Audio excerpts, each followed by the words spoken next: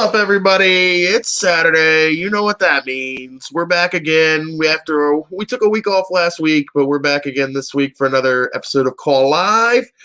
And what a week it has been. And with such a big week, I needed a big co-host, and well, she's not big in the sense that I'm big, chunky. She's big in the fact that she's big time. Alex Mack. How we doing, Alex? You're muted. 100% muted. Oopsie, sorry. I am big in the terms of I'm the daddiest of all Macs, or Mac, the most Mac of all daddies. Does that count? That's true, 100%. I'll take that. Since you're Mac Daddy, you celebrate Mother's Day and Father's Day, like you're a cat mom and you're also the daddy, so you get to celebrate Father's Day as well. Daddy's Day is every day. So. True. Facts on facts on facts. That's the spirit. Oh, yeah.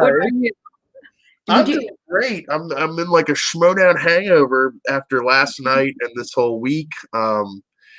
Goodness gracious. It is insane. Another great alone was like a schmodown marathon, and don't get me wrong, I'm all for schmodown matches in any way I can get it, even if it's not my favorite divisions. But hot damn, yesterday was a big day.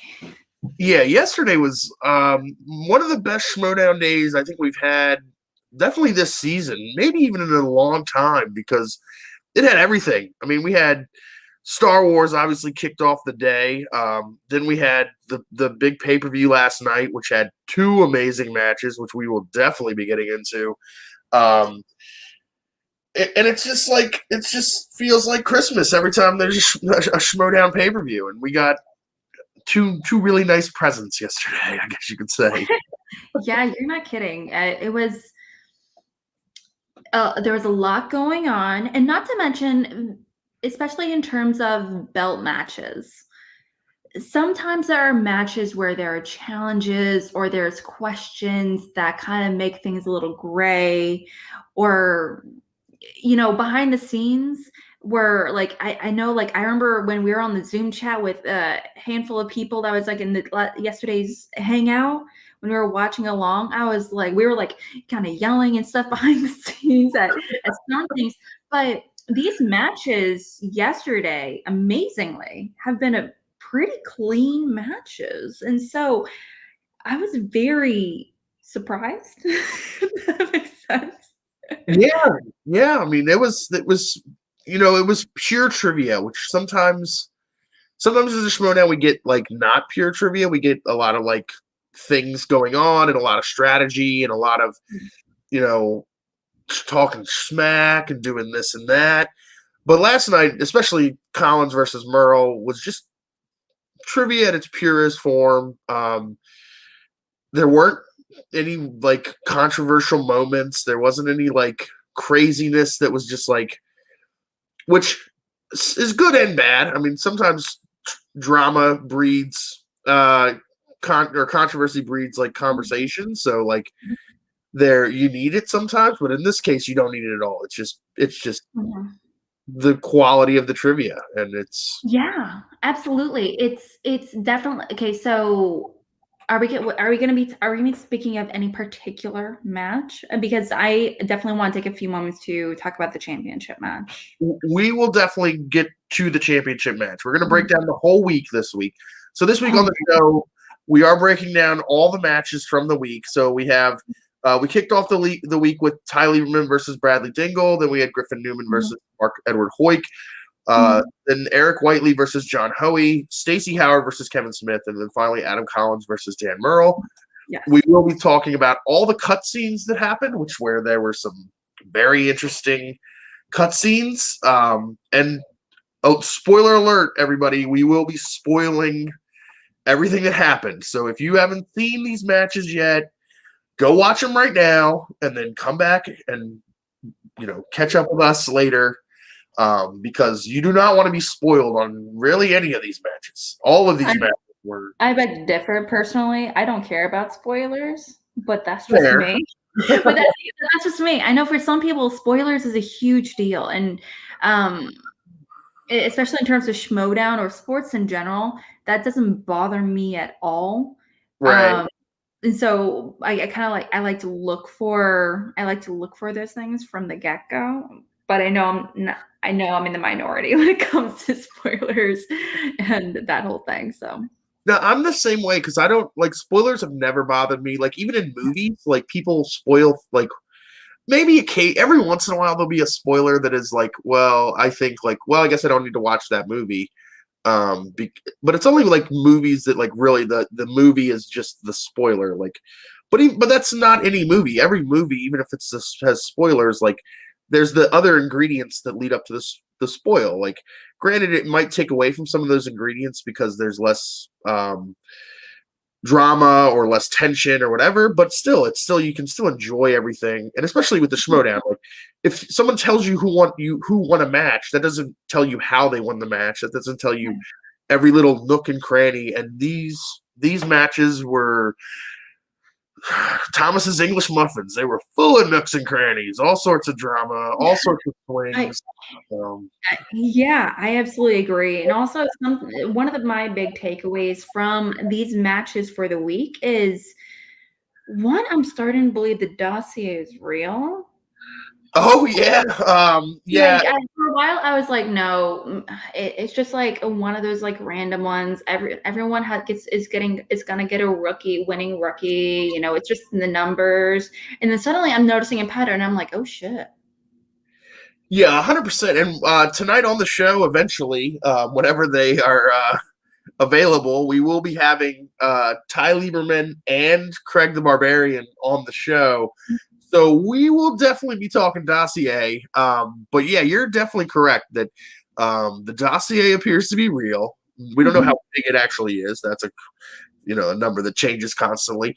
But also, um, there's going to be a lot of people who are going to be eating some crow, who were like, who the hell are these people that he's drafting?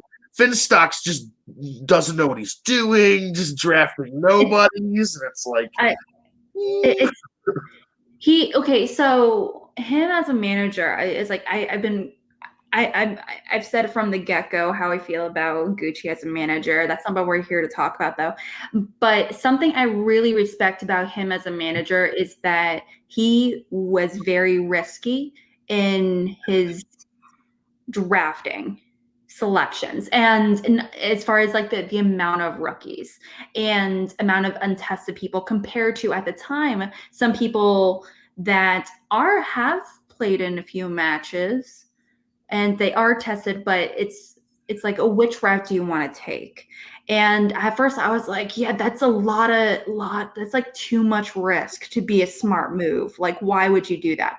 But it comes down to high risk, high reward, and some definite rewards are definitely coming in. And I respect the fuck out of that. I respect how risky he dove into that draft, and it's coming through. And you know what? Good for him. That's fantastic.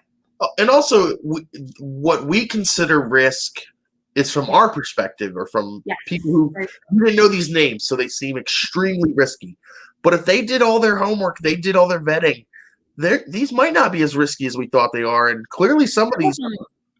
But say okay, that's very, very true. Some of them have played in fan leagues and other ones aren't. Some of them are completely new to for training for Schmodown, the process. Some of them have never studied film before. And some of them have never been in the fan leagues, and they just submitted like a really good video, and they just had a quick 10-minute call with the manager to help determine whether or not it's the right fit. And so even with the dossier and everything, it's still really, really risky versus someone going with someone that does have a lot of fan league matches. Well, I mean, again, it's like we've seen people from the fan leagues come in who were very celebrated in the fan leagues. Before we get too far away, though, I do want to point out Ben Raider with the super chat. Thank you so much, Ben Raider. It was a bloodbath, LOL. There were some bloodbaths. You are correct. This past week, it was a firefight. But the again, like there have been people who perform very well in fan leagues and had high expectations who came into the Schmodown who didn't perform as well as was expected. I mean, we're still the book's still not shut on Robert Parker, but everyone expected Robert Parker to be the next greatest Schmodown competitor ever. He didn't have a great season last year. Definitely didn't have the season that was expected. There've been, and then look at like the Fan League 4. We've had three. Thank you, Jake. Well done. Thank you. Have we had 3 Fan League 4 so far? Yeah, we've had Peggy. We've had Amber. We've had Christina V. And they were very celebrated family competitors who came in, got a lot of hype, and it's kind of been on the spectrum of like how well they've performed so far. So again, the book's not open or closed on them. I think part of it is that like we know at least a little bit that some of these rookies who may not have been the Schmodown have done other trivia things before. Famously, Gold Leader kind of actually got found because he was doing like Star Wars trivia online, and Schmodown Star Wars competitors were like, no, not necessarily. He was playing in a handful of like fun matches, but he wasn't necessarily discovered at like Dragon Con or anything. Well, he literally just submitted a video. No. He did submit a video, but he did a big like online Star Wars match, and his name was Gold Leader. And famous Laura Kelly has actually come out and said she saw the name Gold Leader and thought it was Thomas Harper because Thomas Harper loves Y-Wings and loves Gold Leader. And she's like, "You're Gold Leader, right? He's getting all these questions right. It must be you." And he's like, "No, I'm not that. I'm not playing in that." And turns out it was this. It was Gold Leader now. So I really do. I'm excited. I know he was when they extended the audition date by a week, I believe. He like found out about it like 2 days before the deadline. Yeah, right. I remember that's what he told me when he came on the show, and so I was like, "Oh shit!" And when he found out about it in early January, so it's kind of funny seeing how that happens. Now, something I actually think is actually really interesting. First of all, thank you so much to everyone in the chat. Really appreciate you guys hanging out with us. Something I actually do want to mention is that something really, I think it's the end of the Fan League perfect competitor. For a while, we had this idea because of Chance and Paul Oyama, this idea that if you came from the Fan Leagues, therefore you're going to be perfect for a very long time. You are going to be going straight to the top in no time. And especially in this season, it's just the numbers game. If you get more competitors from Fan Leagues, you're going to get more wins, you're going to get more losses as well. But it's very clear that these are really great competitors individually, but they're also very human competitors. We see that they're not getting perfect first rounds or second, thirds. Some of them are winning, and some of them are winning really fantastically. But some of them are winning barely by a smidgen. And it just goes to show that being successful in the Fan League does not guarantee you a number of wins going into Schmodown versus before. Where was that association before, I suppose? Well, also, like you said, the numbers, like before, to get noticed in the Fan Leagues to the point where you got called up to the Schmodown, you had to be like that unstoppable force. The Chandru, or not Chandrus, the Chances, the Oyamas, the Mets. No, I disagree. Thing is, I mean, the Fan League 4, they are really great competitors. Marley, but as far as I remember, Peggy, for example, she's fantastic as a competitor. She's played in all the Fan Leagues. As far as I know, she's never been a champion in the Fan Leagues. Same for Christina. But I know there's so many rookies this season that it isn't going to be those unstoppable forces. Which is kind of like what you're saying, like. It's a numbers game, and I think Yeah, and I think it just playing in the fan leagues for as long as they have, it really just got them in the mindset of what it means to prepare for a match. And as far as studying what it takes to, when it comes to analyzing matches, picking strengths and weaknesses effectively versus if you don't know any better, Well, I think also the other thing really is know what to do. they've come in at an interesting time because it's you can't really right now you can't really prepare for an opponent as well as you used to because they've expanded the wheel. So there's all these new categories that you don't know if they're strengths or weaknesses for people. Um, and then also there has been a noticeable shift in the types of questions that we've been getting. We're getting a lot more like quotes, a lot more like Yeah. like cast appearances. Like this week there was all sorts of different like round one. You'd get like these three people were in what franchise or these people I appeared. love those questions. I I do. think more of them. Man, every time I have a training session, I've had training sessions where I've had training sessions where we talk about summaries, movie summaries, and it would be like, what 1989 film has the following plot? Yeah. Or it would be I would list character names, or I would list like a handful of actors or actresses for major franchises, whether it be Alien, Fast and Furious, Resident Evil, whatever it may be.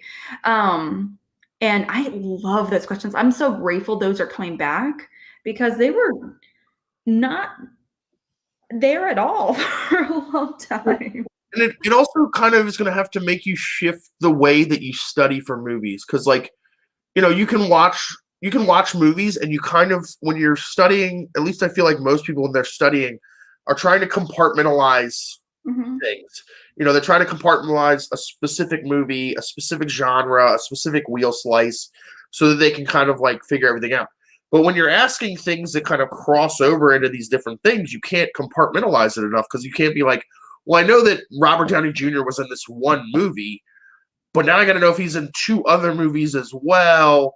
Yeah. To be like, is he the person that they're asking about? Oh, wait, somebody else is in two of those movies as well. Like, we've seen a Mhm. lot more like good Mhm. guesses, I guess you could say, that end up being wrong. Yeah, yeah, it's definitely they're tricky questions for sure. So you can ask questions regarding ensembles for major franchises. Like if you're going to ask a question regarding the Fast and Furious franchise and characters, I'm like, obviously, like I've only seen 2 of the 50 Fast and Furious films, and I knew that question. Yeah. But if you can guess it from some of the more iconic characters or the trailers is very doable. But the very trickier questions, such as for actors and actresses, that only has happened a handful of times, which I would love to see it return, would be what actor played the following characters? Robin Hood, a pirate, and a British explorer. Yeah, I mean that's That to me, I love those questions. Do you have it? I do like those questions. The only thing is like so like Robin Hood is obviously a very specific thing, so you can like narrow that down. But then Mhm. like pirate like leaves so many different things open to interpretation. Like, Very is it a true. swashbuckling pirate? Is it a captain of industry pirate? Like so. But I do love those questions, and I do. That's the one thing I do love about. I love questions where there are multiple kind of like you can be in the right area. Typically, the Schmodown prior was like, here's the question. There's a specific answer that is like that's the answer. You're either gonna get it or you're not. Like you're either gonna know, you're either gonna get there or you aren't. Mhm. Like these kind of like grayer area, you're like, I can kind of get there. Maybe I can make an educated guess. Like, which I do like those sorts of questions where it's and then because then when you hear the answer, you're like, oh yes. Like the first question this week was in the what we'll be getting into. We might as well get into the matches now.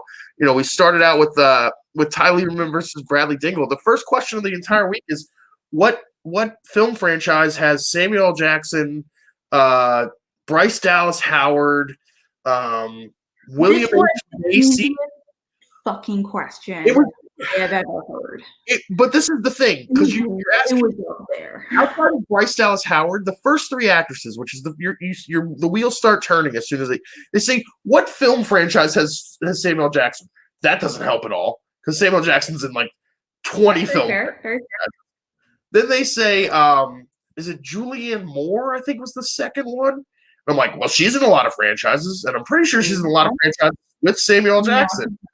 No, she's not. No, I will fight you, sir. I will fight you.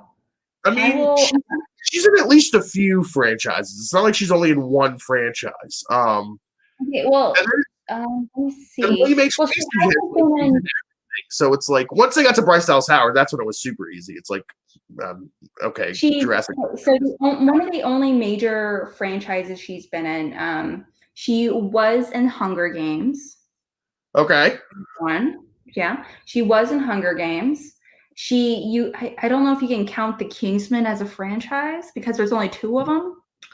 But she was in, she played Poppy in that one. But the Kingsman's a comic book, so it's like it falls under some sort of comic book franchise type thing. Probably, I think it's a Dark Horse comic. So. That's it. It was like Jurassic Park. Oh, yeah. So it's narrowed down to two, arguably three, but and also how dare you, Shmonati, insult my brother. I'm a very uncommon fool. All right.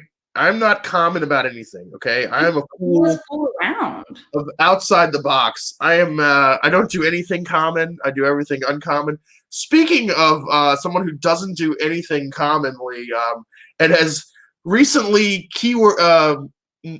instilled a new catchphrase or a new word into the lexicon of the Schmodown. It is our first guest tonight. And we're talking about his debut match, so we might as well bring him right in now. He has coined the phrase the Ty KO, which I am so excited to use as often as possible. The Tyrant, Ty Lieberman. Welcome to the show, sir. Thank you so much for joining us. Oh my gosh. It's an honor.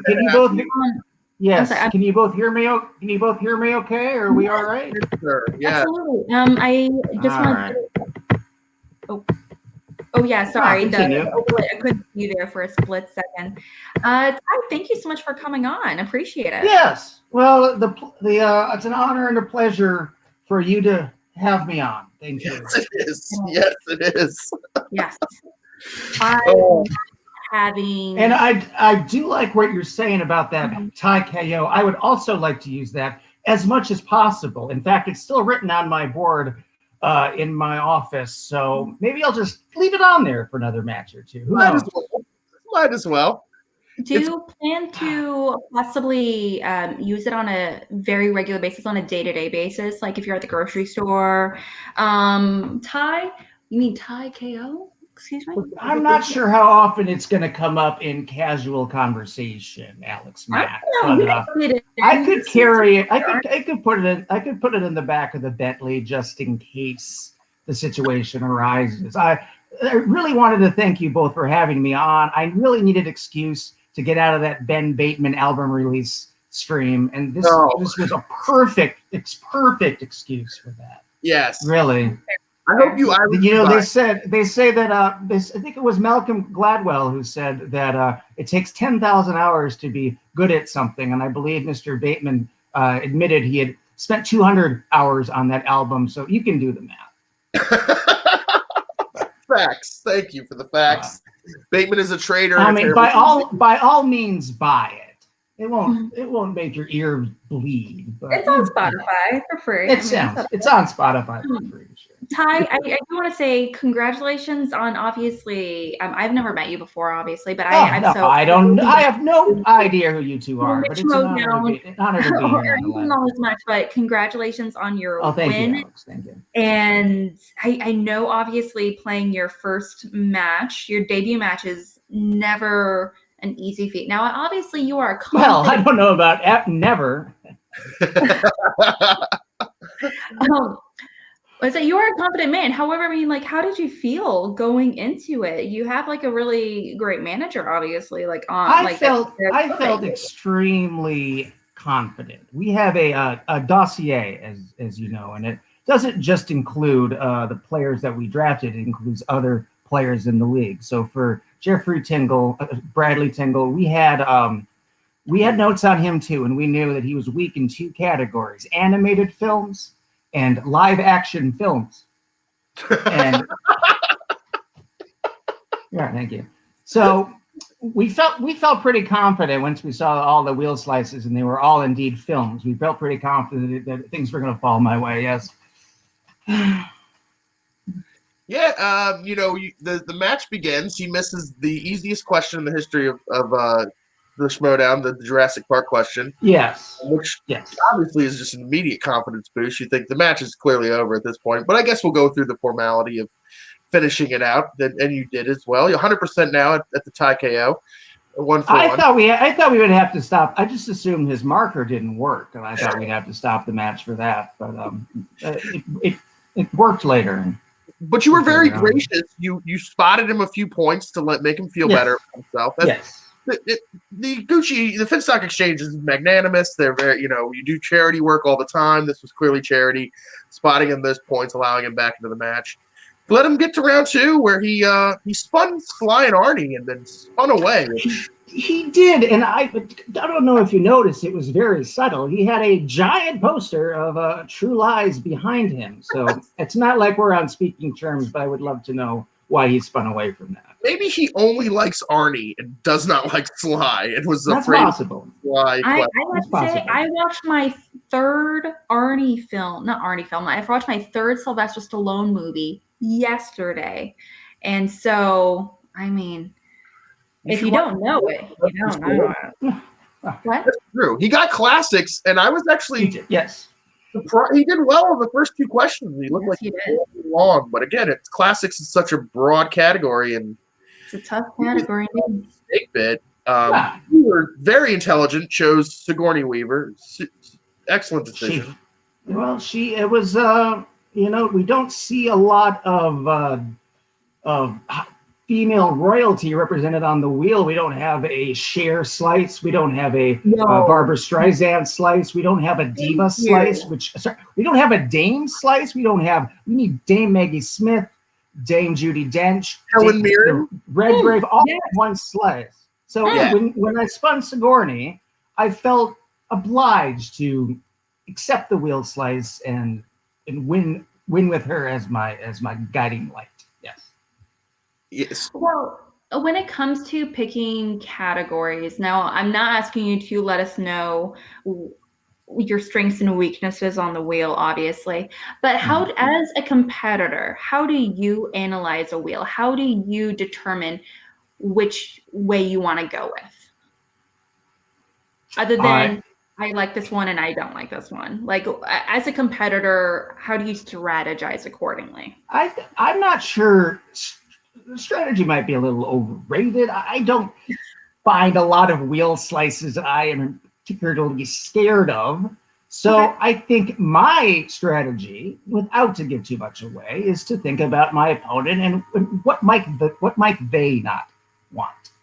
Okay. And what made you think that he wouldn't want that category? Which category? Sigourney Weaver. Well, I was planning to get them all right, so it didn't matter for him. I was just. But you take into consideration what he could possibly be weak in as well.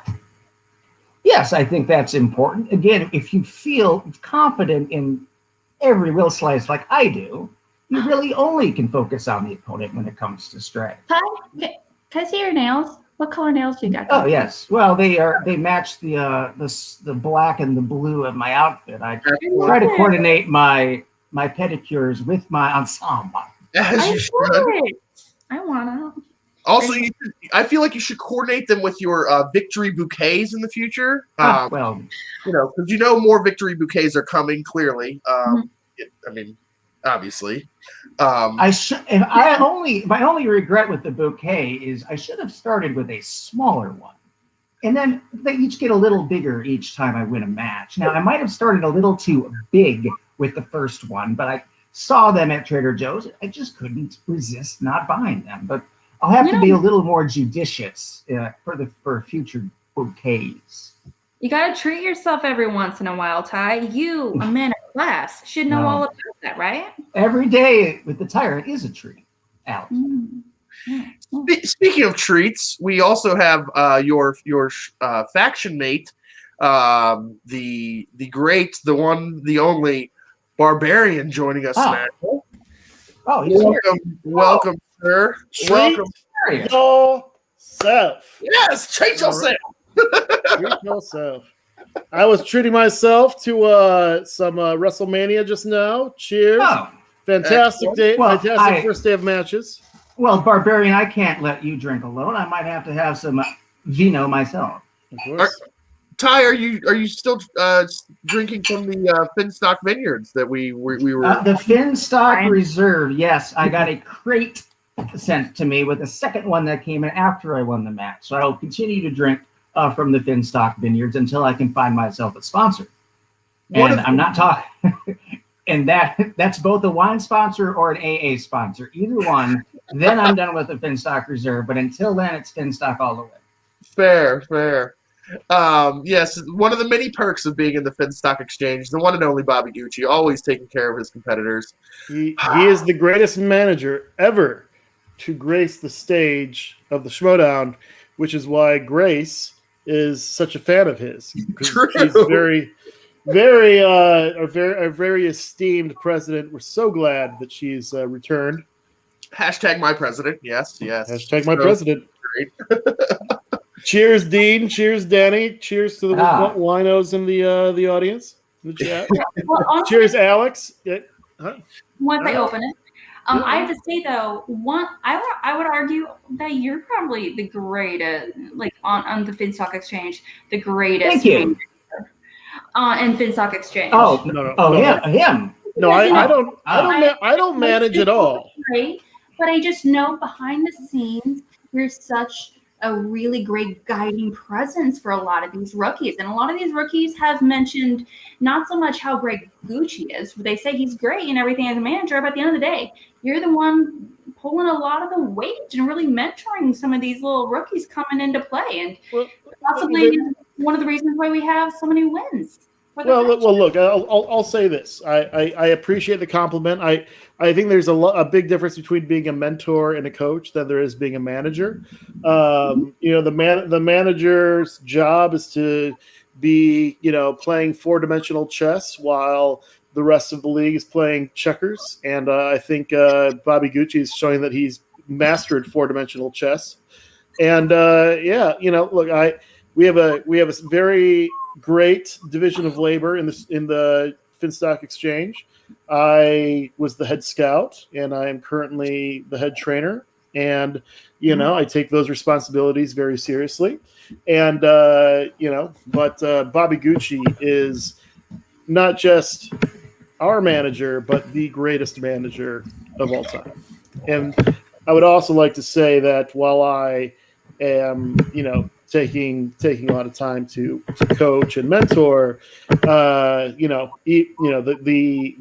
figurehead of the exchange is the one true goat law, John Roca, who we will next be seeing after that fantastic TKO victory over Liz Shannon Miller. We will next be seeing him winning the team's tournament alongside fellow Schmodown Rushmore competitor JTE.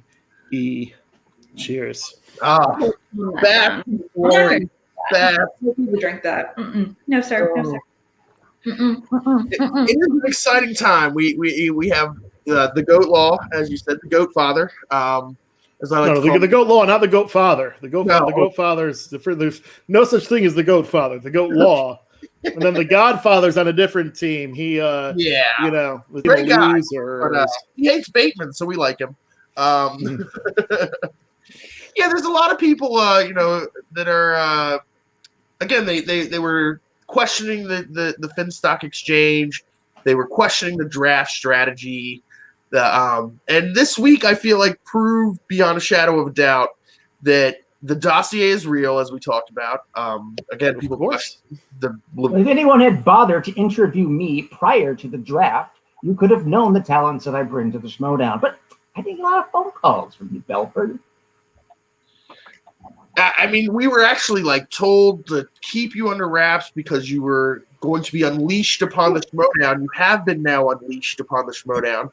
And that is why I remember a couple of competitors where we were told, they cannot come on to any after shows. So looking back, I'm like, come on, man. No, but I think he's referring to, his contact information was provided to all the managers prior to the draft, including a note that he was a friend of mine.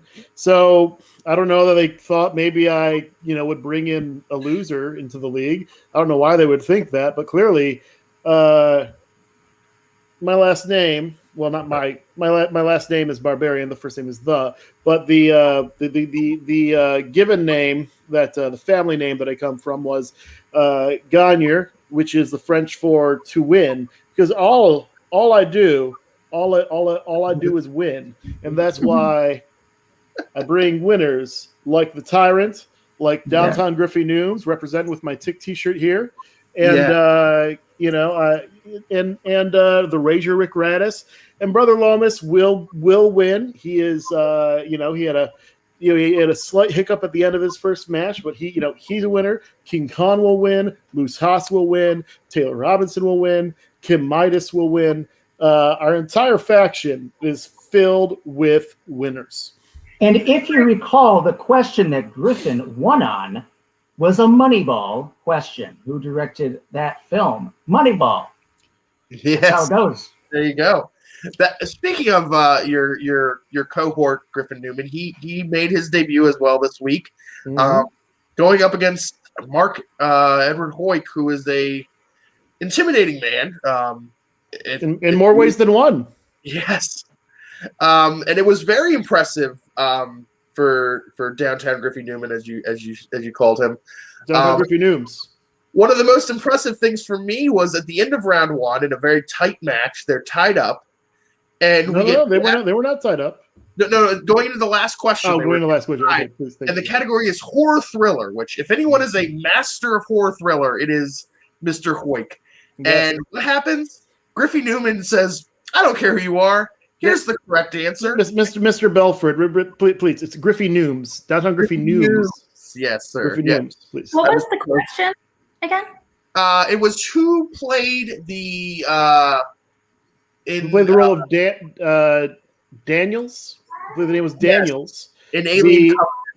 Well, in Alien Covenant, the captain and wife, or the leader, and she wasn't the captain. Anyway, the wife of the captain. Yes. Huh? Yeah, I know her face, not her name. Yeah. She's been she's definitely. Well, if you could draw her face in 15 seconds, they might accept it. That's right. I have to say, I am personally very invested in the.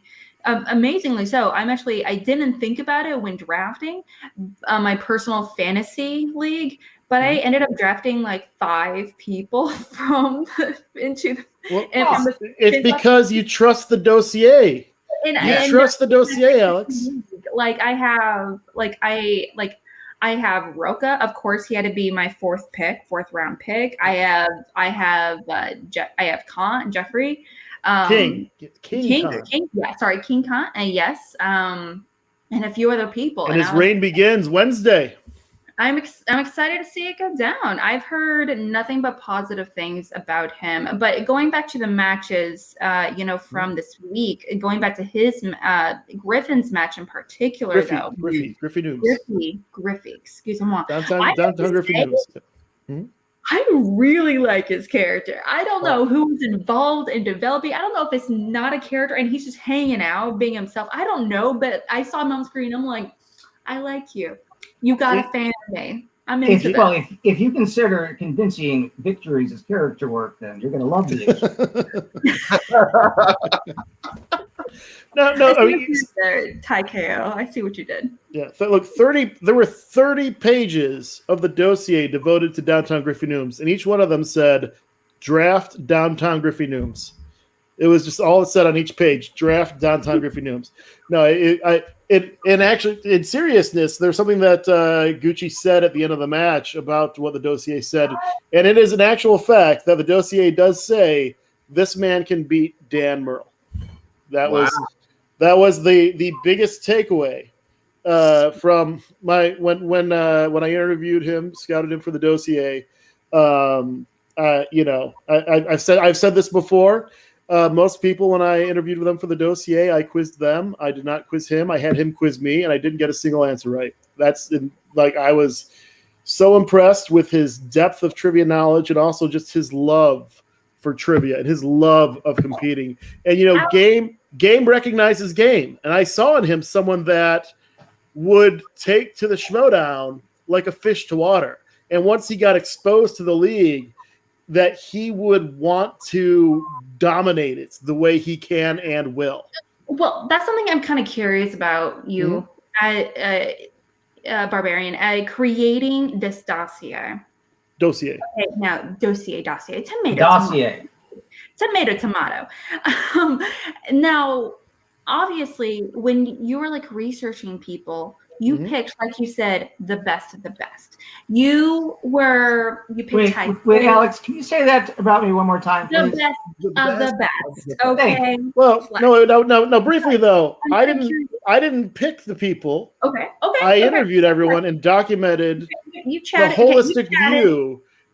I documented a holistic view of what they would bring to the table, and then us as a group, the brain trust, I like to call us, myself, Bobby Gucci, John the Goat Law Roca, and JTE. The four of us got together and went through the Dossier and decided what our best chance to win would be based on that.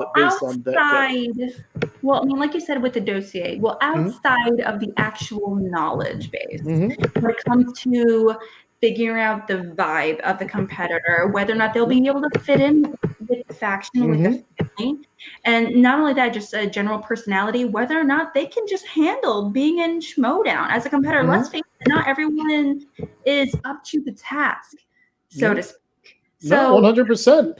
How did you help out with that as well? Knowledge, like trivia knowledge and everything aside. The Dossier it was a holistic view. I don't want to go too much into it because I don't want to give away our secrets, but we assessed a lot of things not related to trivia knowledge to make sure that, and there were certain things that we had as a priority. Clearly, we wanted the people with the same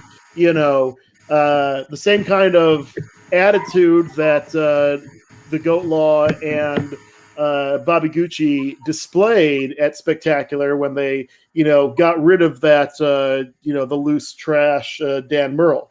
And we wanted people that would embrace that kind of attitude.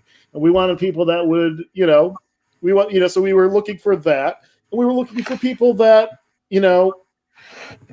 we assessed their base level of trivia knowledge. And we assessed whether or not we thought that, given the personality and given the base level, whether we could mold these people into winners. And so, there were some people in other factions. I mean, I wasn't involved in the scouting of other factions, but if you're a manager who just gives a person a list of 10 questions, or if you're a manager who just watches some tape and says, well, this is how I'll determine whether or not I want this person, you're not thinking of who they can become. You're just thinking of who they are. We were looking at who they can become and whether or not they could become winners. And that's who we chose, were the people that can and will become winners. And the people covered in mold can go to the dungeon or wherever. The ones that smell of must will go to the dungeon. Yes. Speaking of covered in mold in the dungeon, JJ Monahan in the chat with a super chat says that anyone even questioning Dan as the goat is delusional. Eat your heart out, Goat Law. Thanks, JJ, for your money. I'm curious if JJ's ever looked at Roca's head-to-head record against Dan Murrell between singles and teams and realized that Roca's 6-1 against Dan Murrell. I'm not sure. He's never lost to him head-to-head, I don't believe. No, I think there was one head-to-head loss. Oh, no. It was not a head-to-head loss. It was a triple threat. He lost in the triple threat. His only loss to Murrell was in a triple threat. So, I'm very interested in the fact that you talk about who they can become this season, because last season the Finstock Exchange was all about who people were, because that's where they had the returning 4 horsemen or 5 horsemen, and they were all established people that were just going to roll through the league, and it didn't work out.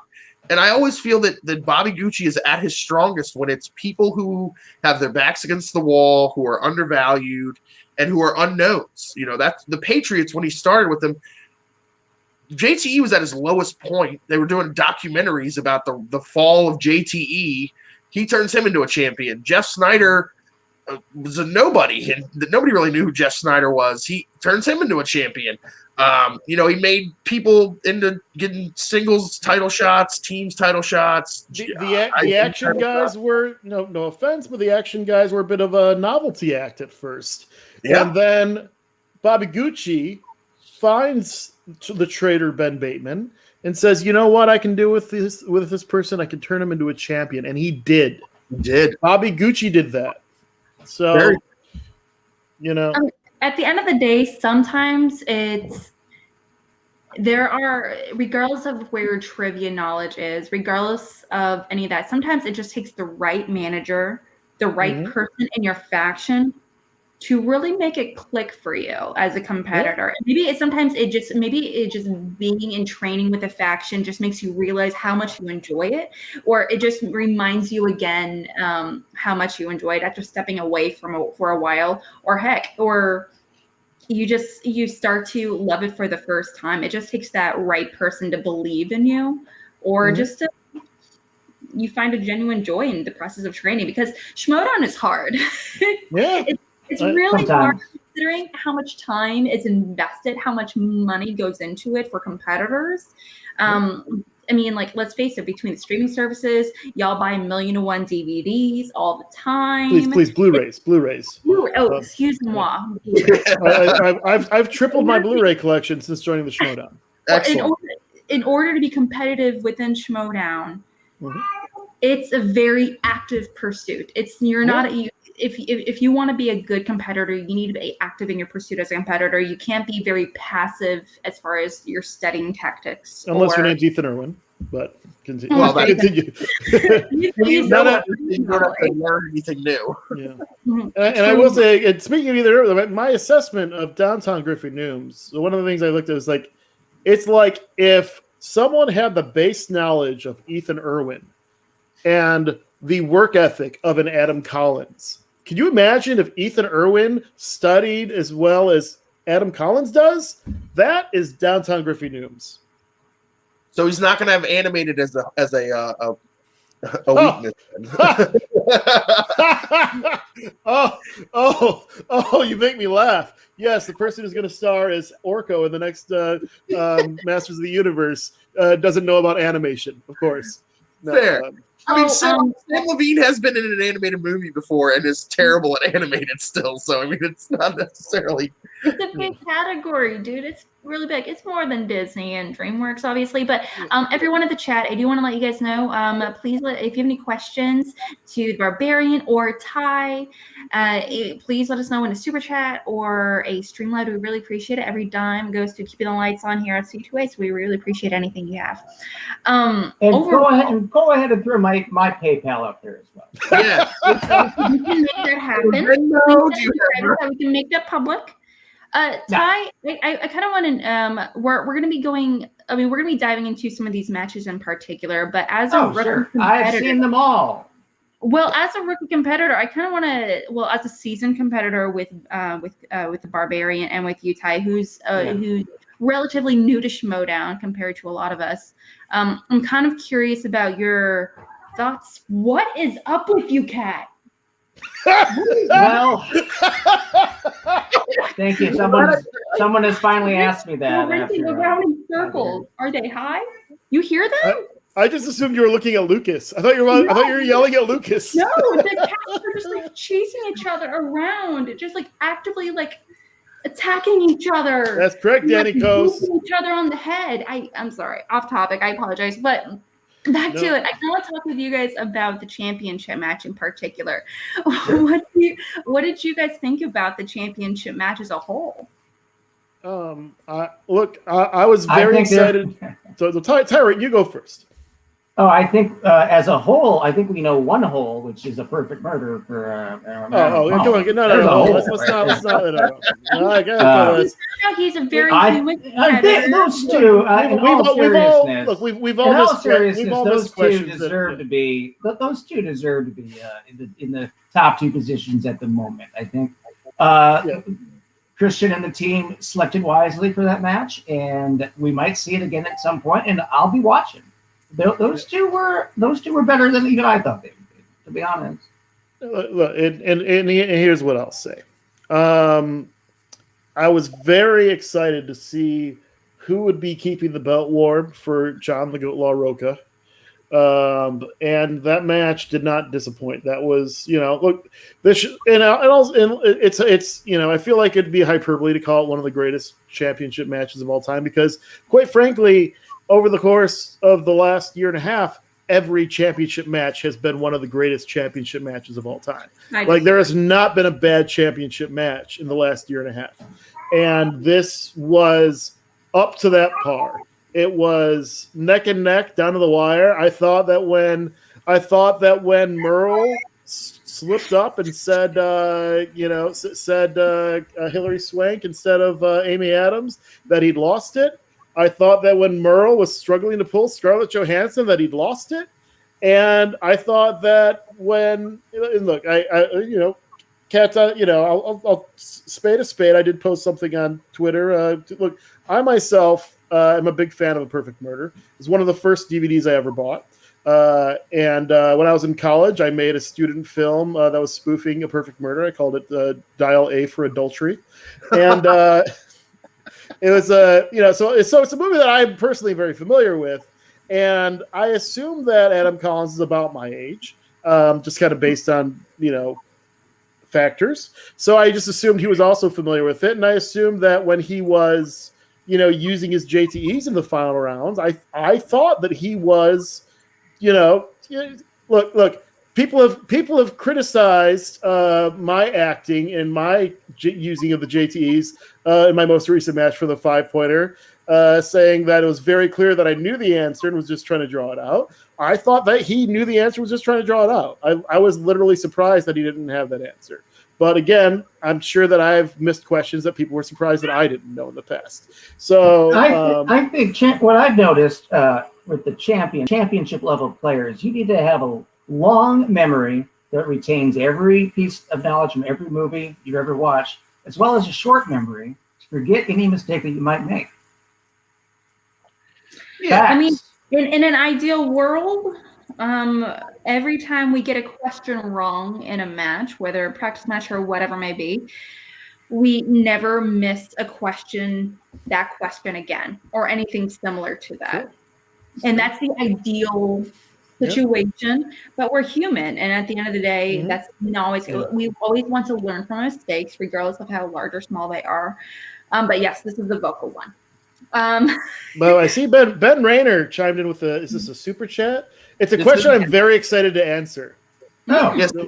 Ben Rayner, do each of you have a favorite Hitchcock movie? Also, I'm guessing you were more physical media over streaming in that debate. Look, I do both. And the problem with physical and streaming, and the thing is, especially being an Inner Geekdom player, there are certain movies that I need to watch right now. And so for those movies, I'm not gonna, try to guess which of my streaming services might have it on it. I need to own those effing movies. But I'm really intrigued by this question. I'm very excited to share my answer because I think it's one of the few people that have this answer, which is The Trouble with Harry.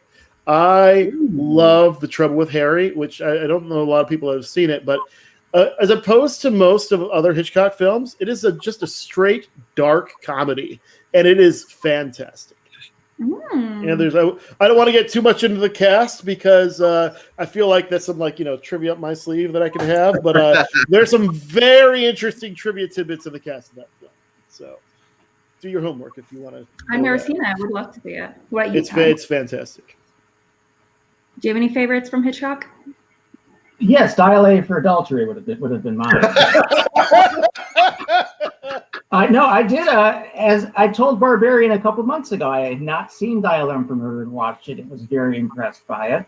I might have to stick with North by Northwest. I feel that might be a little tired answer, but it really is because he's because he's basic AF. No, I'm kidding. He's not basic, but a perfectly put together thriller. One of my favorite lines ever in a movie. He says his name is Roger O. Thornhill. She asks him what the O stands for, and he says nothing. Brilliant. That's brilliant. So I have to go with North by Northwest. It's like David O. Russell. Doesn't stand for anything. The Irish director, David O. Russell. Yes. David O. Russell. David O. Russell. I'm a fan of Marnie. I think that's my favorite Hitchcock. Marnie's a good one. Sean Connery, our good friend Sean Connery, R.I.P. Dean Morgan and the Chance chiming in with He died? Wait, Connery's dead? Yeah, yeah. Is that a joke, Ty? I thought you cancel dinner with Sean Connery.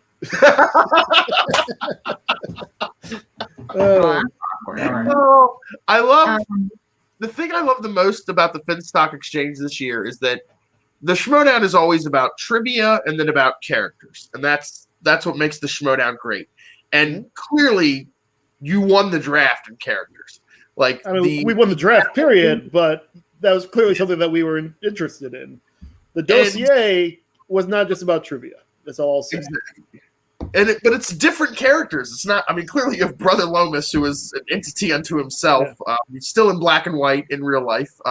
You have the great Ty Ko. I think you're assuming these are not very close to our actual personalities. I couldn't be Brother Lomas. Brother Lomas couldn't be the Rager Rick Radis. Radis couldn't be me. I will say they're not plug and play. Very real. I will say on the Tyrant's personal Facebook page after the match, his sister chimed in with, "It was great. Too bad you didn't get to play a character." The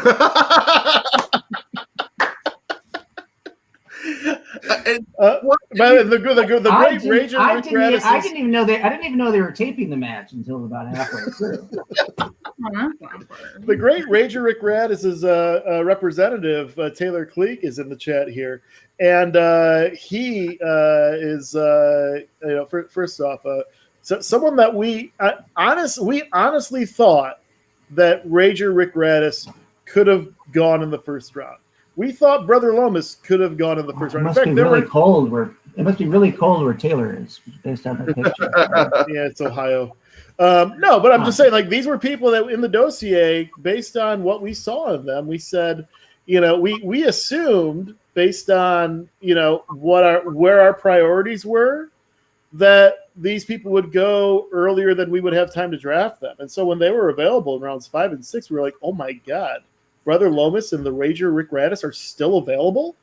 And we had to snatch them up. I mean, they were probably our two biggest steals of the draft. Well, I mean, aside from King Khan, who, but we knew King Khan. We knew we could get King Khan wherever we wanted him because we knew that absolutely nobody, not even Christian Harloff, realized he'd been put in the draft aside from us, and it's insane. It's true. Christian Harloff, when if you go back and rewatch the draft, when Gucci says his name, Christian's like, "Is this a joke?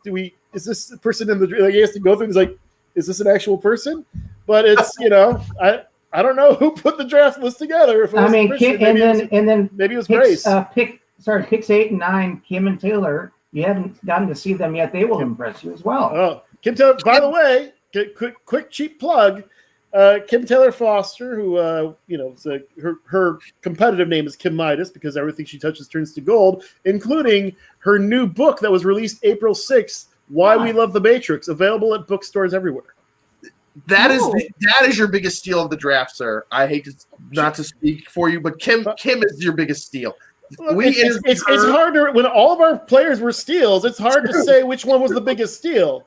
It's almost as if people didn't do their homework before the draft to find out who the best players were to draft. It's like they should have done their own dossiers. I don't know. Well, it felt like some people thought that once free agency was over that their work was done and that's all they had to do or something. Some people had very different strategies where they probably thought a dossier wasn't necessary. Now, going back to the match, though, I do kind of want to focus a little bit on the championship match again between Collins. I need to yell at Ferris real quick. God damn it, Ferris! What are you doing? I love yelling. I love yelling at Ferris. It's my thing. Anyway, love you, Ferris. Anyway, sorry. He's great. I love him. Back to the match, though, in particular. Now, this was a very, like I said, this watching a championship match like this for the first time as a rookie for you, Ty, is a very new experience overall. Watching it, is there any part of a championship match that really excites you in particular or intimidates you because it's such a different format than regular matches? I'd say the first Collins-Murrell match was a match that I watched without the idea that I was even going to honor the league by participating in this. And I had a much different reaction watching along this time as I was thinking, not only what the answers were, but how I would answer, how I would, quote unquote, perform for people, what I would talk about with the managers. So just being in the league now, I was looking at different aspects from it that I didn't see the first time as those actual two players met previously. I do find the speed round very intriguing. I think I would be excellent at the speed round. And there's other more deliberate players who I think might struggle in that. Obviously, only the top players get to play that round, but I'd actually be very curious to see everybody in the league have a shot at that just to see how they would do. And by the way, can I say real quick, just full disclosure, now I was drinking while watching the match, but playing along at home when that speed round came up, when they asked that question about the fighter, I yelled out loud, Hillary Swank, and they said, wait, no, because if we pull the curtain back, your brain's making connections, right? And just a couple questions earlier, you were asked about $1 Million Baby. And so when they say a couple questions later, Oscar, fighter, female, Hillary Swank's in your brain because you were just thinking about a fighting movie, a boxing movie with a female who was nominated, not only nominated, won the Oscar. So I was trying to Melissa Leo versus Amy Adams. I thought that would be the wrong answer that they would say. Well, the difference there is that Melissa Leo was an Oscar winner, not an Oscar nominee. Exactly. Right. That is very true. Yeah. Walked into that one. It's very interesting you mentioned the speed round because the speed round has changed now that we are in the pandemic because the old speed round was head to head whoever buzzed in first, and that was definitely and there's only 5 round. questions. No, it was only 5 questions. I think it was only 5. I thought it was more than 5. It was only 5 questions for the buzzer. Okay. Yeah, I didn't count, I guess. And I will say, go ahead, Craig. I will say that Dan Murrell fares much better in this new speed round than he did, at least from what I observed in the previous speed rounds, especially against someone that's better at speed rounds like Ben Bateman. Dan seems to have the exact right pace for this particular. Yeah. In the Bateman Murrell one, which was a fantastic match that it was a match that almost broke the FinStock Exchange before we got started last year because it was I came into the league seeing it as a team sport, but I was on a team where 2 people were playing each other and they both were very competitive and they both wanted to win, and so it really created a fracture, at least for the time as we were prepping for that match. Murrell was prepping in his corner, and Bateman was prepping in his corner. And so I was, that's when I began my, current career as a Schmodown trainer, is I'd offered to help Bateman train for that match. And, I was very invested in the outcome because of it. At any rate, in that match, Bateman-Murrell won. Murrell didn't buzz in once because Bateman beat him to the buzzer every time. And it was one question that Bateman didn't think long enough at, and it gave the wrong answer. And I know Bateman knew the right answer. It was, which MCU film is the only one to be nominated for Best Picture? And it's an answer that Is it Black Panther? What did you say? Black Panther? Exactly. It's a question that Alex just won the belt. Yes. Had Bateman gotten that right, he would have won the match. There would have been no overtime. He wouldn't have had to, it would have been a TKO if he'd said Black Panther instead of Infinity War. Which, by the way, I'm of the opinion that Infinity War was more deserving of Best Picture, but that's just me. That's like a cool conversation. Yeah, I know. I don't want to get fired about it here. But the point is that depth on all the things that Ben Bateman should have won, could have won that match if he hadn't missed his fourth Nightmare Before Christmas question in the Schmodown. The man has missed a Nightmare Before Christmas question 4 times. Watch the movie, Ben. What was the questions? What was the name of the villain? It's literally Boogie Boogie. Was that he had no childhood, okay? No. Sorry, Ben. I don't remember that being in that match, but it's been a long time since It was in round 1. He missed it in round 1.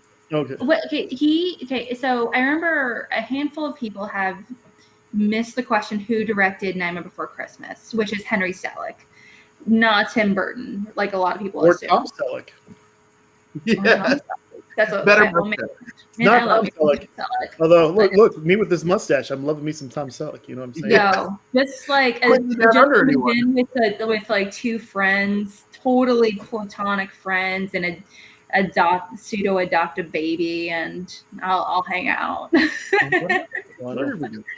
We followed the rails a little bit. Let's get back to some of the matches this week. These are the rails, Billy. These are the rails.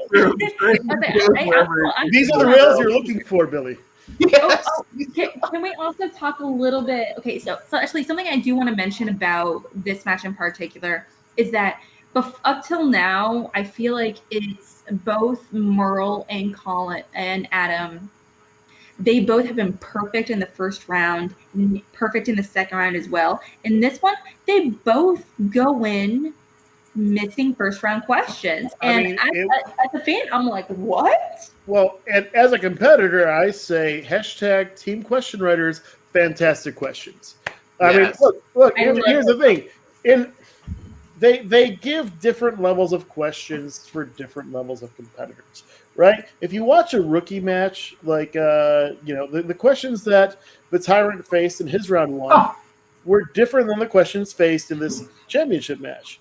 But I'll also point out, not to get too far off topic, but in that match of Downtown Griffey Nooms versus Mark Edward Hoyk, those first round questions were not rookie level first round questions. Those questions were closer to the championship match level questions than they were to most of the rookie first round match questions. They asked a Tom Selleck question. How about that? More Selleck. More Selleck. More Selleck. The question writers are just killing it this season. They are killing it this season. Killing it. As impossible as it may seem, you can put together 8 questions that I would not know. You can put 8 questions Barbarian would know. So there is a bit of luck involved. Yeah. There are at least 8 facts about movies that I am not aware of. So in the off chance, now the odds of them all coming up in a single match are, slim to none. But I'm saying there's a chance. Unless you're an IG going up against Alex Damon. We are getting a much larger swath of questions. I mean, we got questions about Little Nicky, which is not something that I was so proud. I knew that question. Well, Billy, hold on. Are you besmirching the Tyrant here as a guest? Why are you doing this to your guest on your show? Bringing up questions that were just kind of fell through the cracks. Why would you say that? Saying no one should know that answer. It's a terrible movie. How dare you, sir? No, nay, sir, nay. That's a total 1-2 pointer question. Well, that is. Alex, are you besmirching the Tyrant here? No, I'm saying that's a great question. It's a really fantastic question, and I think look, as I can get that question. As I tried to explain earlier, I'm trying to show off what I can do, and that means playing round 3 questions. Mm-hmm. I need to give up some points early on to get to that round 3. Yes. I respect that decision. He did not give. If he would have missed one more question, he would have gotten to answer. I could have gotten more point. I could have gotten more points by missing one more question. That's true. Mr. the Barbarian, before you came on, I actually said what happened, that he won the match immediately when his opponent missed the Jurassic Park question. That was just, the match was over at that point. But he felt bad for him, so he in the charitable fashion of the Finstock Exchange, the magnanimous nature, he gave some points back to his competitor, make him feel better, to make him feel like he was in the match before he stole 2 questions in round 2 to crush his hopes and spirit, and then tie KO him. It was masterful. We had everything in that match. It was stupendous. We had an Orson Welles impersonation. Wow, the French. We did. That was in the chat. Holding a glass of wine and having a chance to steal an Orson Welles question was quite fortuitous. Can I put that in the chat? He has a horrible taste in films. Yes, Ferris does have an interest. Horrible. Yeah, he likes. He's throwing out his hot take on Little Nicky here. Ferris, how dare you, sir? Well, the thing is, I think, okay, so Little Nicky is not a good movie, but it's a weird movie, and I like that. And I hate to say, I like Tarantino's like random little cameo. I'm so here for it. I want all the random director cameos. Danny, you are an esteemed chatter, Danny. Thank you. Yes, he is. There's no one more esteemed in the chat than Danny Costa.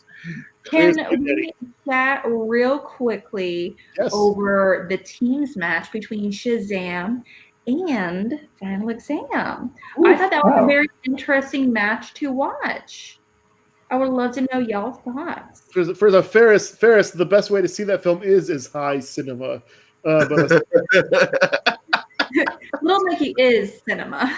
No, it's best viewed as high cinema. High cinema. Wink. I would say, Alex, in general, I enjoy watching the teams matches because you get the added element of seeing how 2 different minds think. Watching them work through a question is actually quite entertaining and educational, and you do not get that in the singles matches. And we won't get that when we get back in the studio either, Tyrant. Is the idea of being on a team something that excites you, Ty? If I could find the perfect teammate, but Jonathan Rhys Meyers, I don't think is going to return to the league, even though he's undefeated. I've been trying to get him on the phone, but he's not dead too, is he? No. No one knows. I haven't seen him since Match Point. Wait, not Match Point. Anyway, sorry, I've been drinking. Was it Match Point? Fuck, it wasn't. I think teams. God damn it! I've been drinking. The French. Yes. Only a Sith deals in absolutes, and I am not going to pin myself down to one division. I am free for all divisions. Oh, Star Wars. Interesting. Yes, Star Wars. We had a good this. Someone needs to be our second Star Wars player. Maybe it's me. Oh no, we had the Moose. The Moose is our second Star Wars player. I will say this: in my rookie year, I made mention that at some point want to compete in every division the Schmodown has, which would include Star Wars. But I would say at this point, in the Meryl Streep division, I forgot about Meryl Streep division also. Yeah, no. At this point, with the way the Star Wars division has increased its competitiveness, and the way that the other divisions I'm already competing in have expanded the film, the Intergeekdom division expanded by 50%. We had a slew of new wheel slices and singles and teams, and I would say that if the league continues on in this manner, that I do not foresee myself ever competing in Star Wars. And this is just me being frankly honest. I don't want people to say, well, when's he going to compete in Star Wars? It is a lot learning 100 new movies for Intergeekdom at an Intergeekdom level, and it is a lot learning all these new wheel slices. And see, I actually when I saw the new wheel slices, I reached out to Christian Harloff and I said, Christian, the Schmodown is a better education about cinema than most film schools will offer. Fair. And Christian said, "Who is this? How did he get this number?"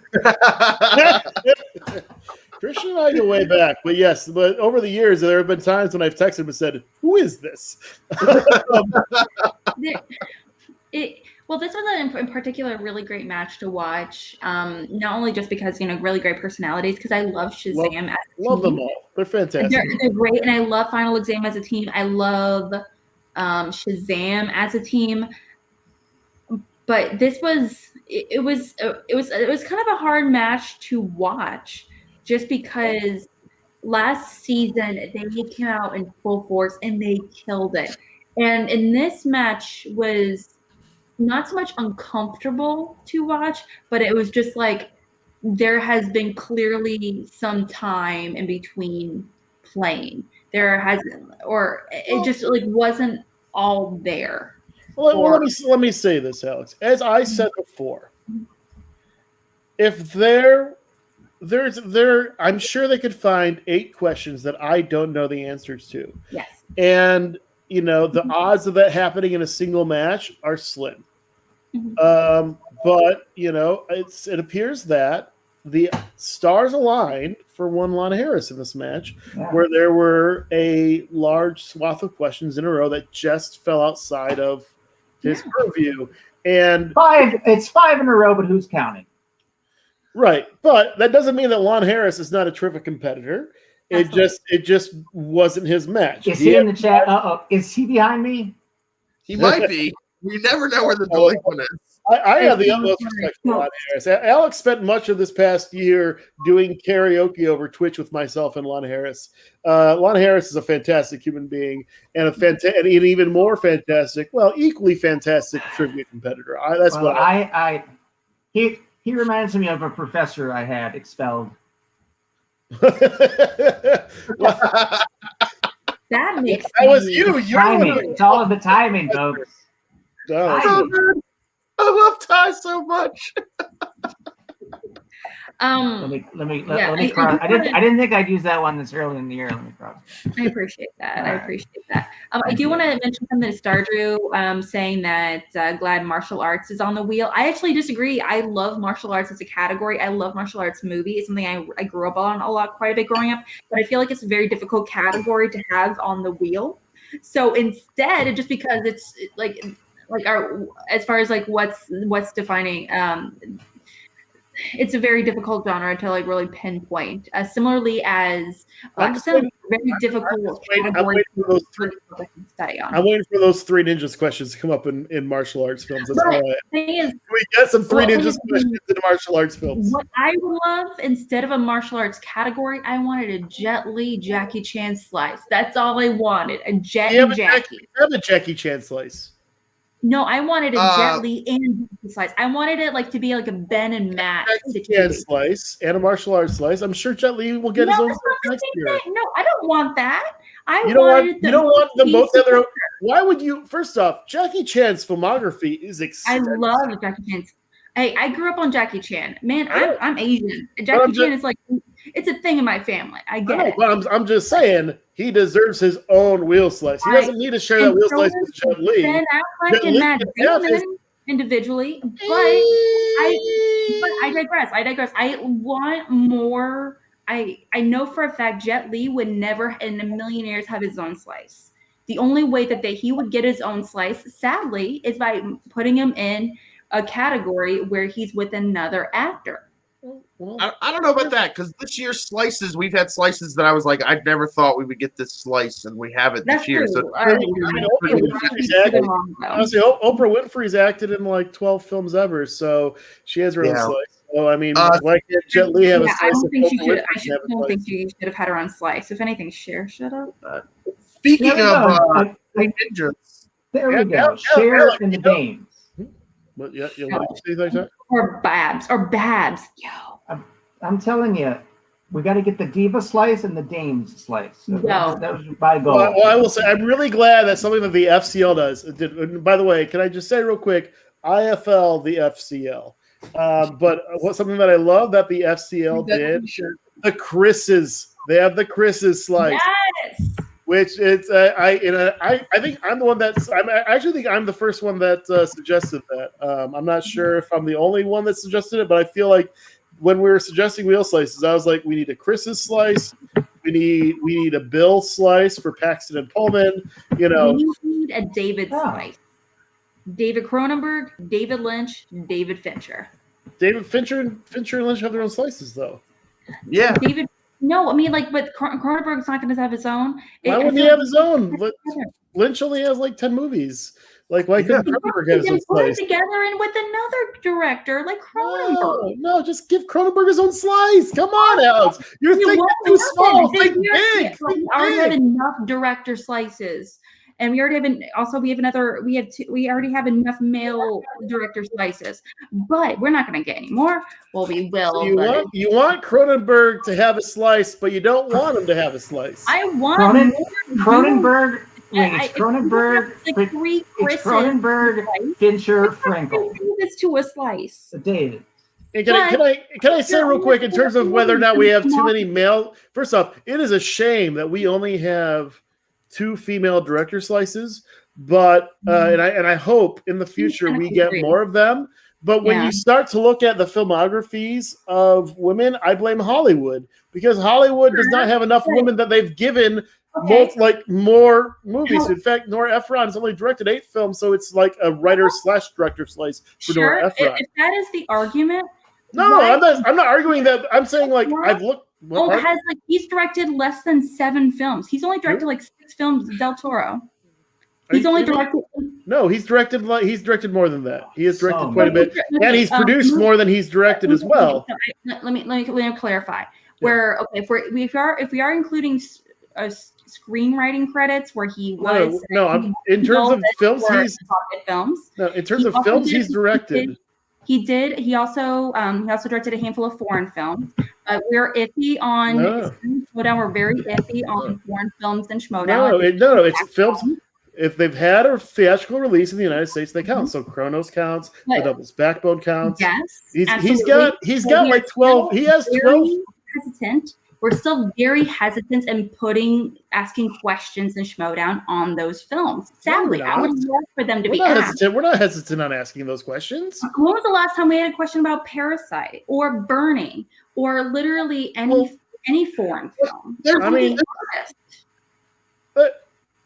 Alex, we're not hesitant on asking questions. Like, Alex, we added a Guillermo del Toro slice, so we're going to have Guillermo del Toro's movies in it. As long as they were theatrically released in the United States, which many of his foreign films were. Same with Jackie Chan. But they haven't been asked yet. Well, that's because the fools who've been playing singles this season haven't put the great Guillermo del Toro on the wheel. I would love to put Guillermo del Toro on the wheel. I would love to get questions about Chronos. You're going to put Del Toro on the wheel? Is that what I'm hearing? I love Del Toro. I love Guillermo del Toro. Are you kidding me? I love Guillermo del Toro. By the way, he is the. By the way, Red Sonja, whose photos are behind me. Red Sonja and I went to every single Comic-Con between 2010 to 2019 together, and several times we went to panels that were of one Mr. Guillermo del Toro, and every time he was by far the most entertaining director to speak at Comic-Con. We loved watching him. And the best was the first panel we went to, and early in the stages, it was a legendary films panel that included like half the movies in that panel never were even made. There was like a Mass Effect. We have Mass Effect 2 that they gave us as part of that panel for a Mass Effect film that never was made. But part of that panel, very early stages of Pacific Rim. And Guillermo del Toro says, I give the people what they want. Giant fucking robots fighting giant fucking monsters. I was like, this is a genius. This man is a genius. I would have loved to see him, like, no slap on, what's his face? I directed Congress Godzilla. I would have loved to see Adam Wingard. Him take that over. I just want more kaiju movies directed by the Los Angeles County Museum of Art had a Del Toro exhibition as well, which featured a lot of his conceptual art. Again, half of it for movies that never came out. Yeah. So his mind is really fertile, even if his output is not always. I respect him for that. I love his TV work as well. The Strain was a fantastic TV show. If you really good, yeah, so good. Oh yeah. But Del Toro didn't have a match this week, unlike Kevin Smith, who went up against Stacey Howard in the undercard to the main event. Very true. My interesting thing from that is that Stacey spins Spinner's Choice and picks Nora Ephron. Yeah. And didn't do well in the category. I honestly, after seeing the wheel, I was like 100% she chose that category. It was that in 90s, I assume. Well, I would hope so. If you get Spinner's Choice, that you pick the category that you put on the wheel. Well, yeah, it depends. Unless the categories you picked were booby traps for your opponent. I mean, true. You know, that is two strategies. Yeah. But Kevin Smith stole points in it, and then Kevin Smith has been so impressive, and he's fantastic. 3 matches and entertaining. Yes. I mean, not quite as entertaining as Downtown Griffey Nooms, but still fairly entertaining. He's more. Sorry, Tyrant. He's more entertaining than you, but it's only by a small margin. Small margin. Well, Ty didn't get to be entertaining in round 3 because he was exactly. Neither Kevin Smith because he. Kevin Smith also got a tie KO. Also, they had to explain the rules to young Kevin as they went along. Look, it's much his film knowledge. I am very impressed with. He may have once or twice smoked marijuana. Allegedly. But look. Here's the thing about Kevin Smith, and we're not at Kevin Smith, but about Stacey Howard. First off, Stacey Howard is a. Wait, I'm sorry, Dean Morgan. Can someone tell Dean Morgan that he is incorrect? At any rate, I'd love to see Kevin Smith face his employee Downtown Griffey Nooms, so Downtown Griffey Nooms can show him who the true boss is. At any rate, but getting back to this about Stacey Howard. Stacey Howard is a fantastic competitor. She is the best deductive reasoning competitor in the Schmodown. And it's something that she's spoken about in the past. It's something that, and the funny thing is, the questions she missed that lost the match, I actually didn't know the answer to myself, but I used the deductive reasoning playing along at home and said, well, an Oscar winner who's playing a surly warden, it must be J.K. Simmons.